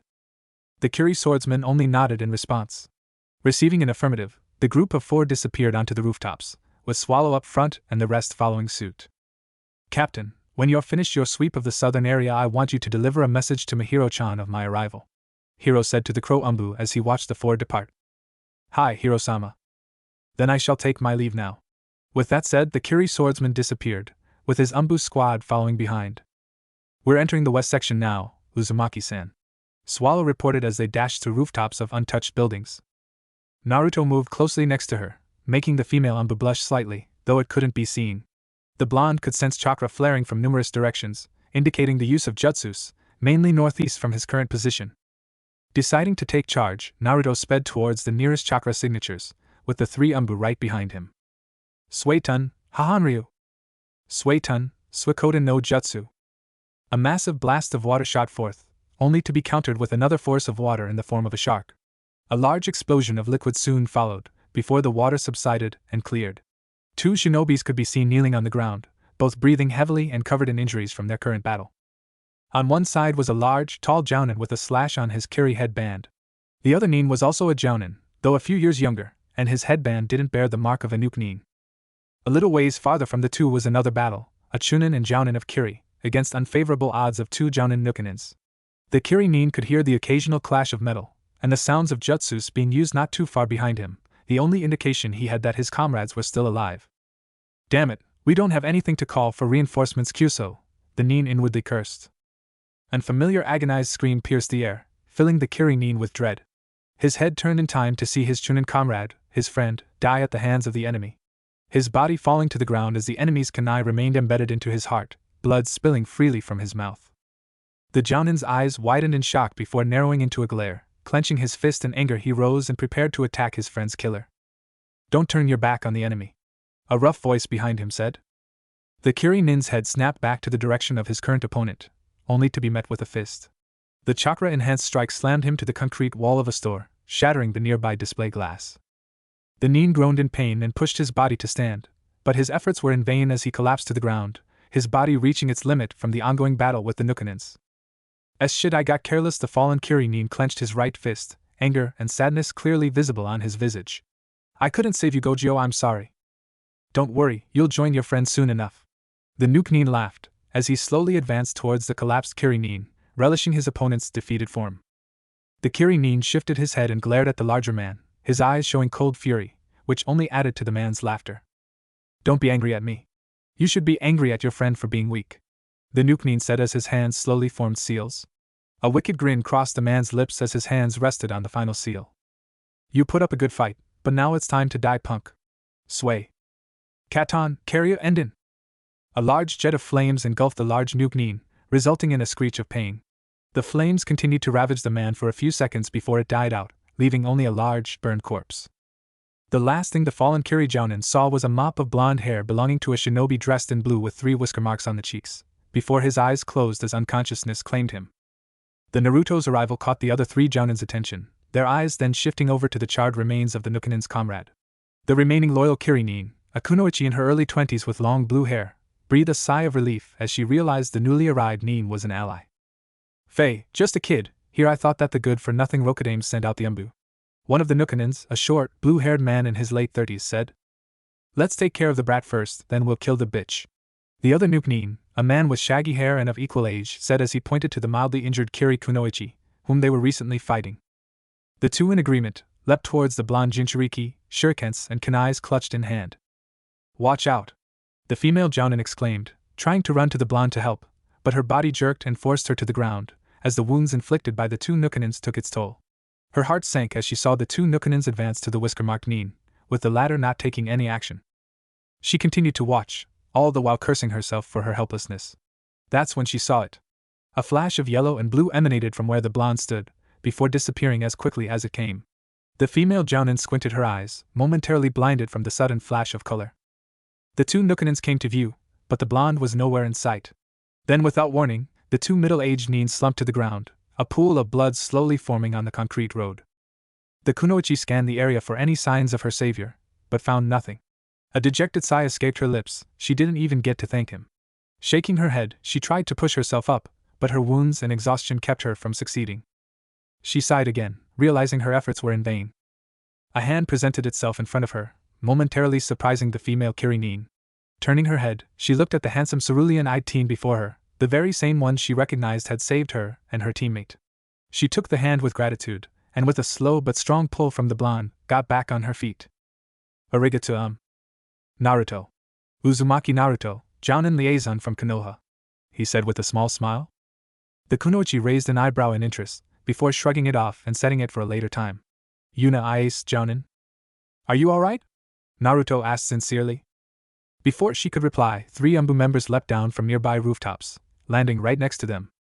Uzumaki-san, we would appreciate it if you refrained from ditching your squad in the future, said the female panda masked umbu in an annoyed tone. Naruto nodded sheepishly before turning around and looked at the unconscious Jounin and the dead Chunin. Before he could go to them, Yuna beat him to it as she rushed over to her teammates, with the blonde trailing behind. The Leaf Ni kneeled down next to the kunoichi, whom was observing her remaining live friend, whilst casting glances to her dead teammate. He's stable, Yuna said with relief. With that said, Naruto took the man by the arm and hung him on his shoulder. Is there anywhere near here where this guy can get taken care of properly? He asked, pointing to the unconscious Nin on his shoulder. There's a small medical tent base a few blocks from here that our group was heading to before we were ambushed, Yuna said, pointing west. Good. Shark, can you carry the other guy? The Leaf Nin asked, pointing to the deceased Chunin. The said umbu complied and took out the embedded kunai from the deceased Nin and closed the wound with a piece of cloth, before putting the corpse on his shoulders as well. Gojio-kun, Yuna muttered under her breath, a tear running down her cheek as she ran a hand through the young Chunin's fiery red hair. Yuna-san, Naruto said, his voice soft yet with an air of command. I don't know how it feels to see a teammate die, but I know it hurts. But we have more important things to do right now. Your other friend might die as well if we don't get him the proper attention. Upon hearing those words, Yuna snapped out of her reverie, quickly wiping the tear from her cheek. She looked at Naruto in understanding, to which the blonde was glad. The Leaf Nin gave her a reassuring smile and turned to his umbu squad, all of them awaiting further orders. Let's go. The second those words left his lips, the group disappeared into the distance with the life of a ninja in their hands. What if Naruto hides his two tomoe Sharingan? Thanks for watching my video till the end. If you enjoyed this content, then do consider subscribing to my channel, and leave a like if you guys need the next part, comment down, and thanks for watching the video, and see you guys in the next video.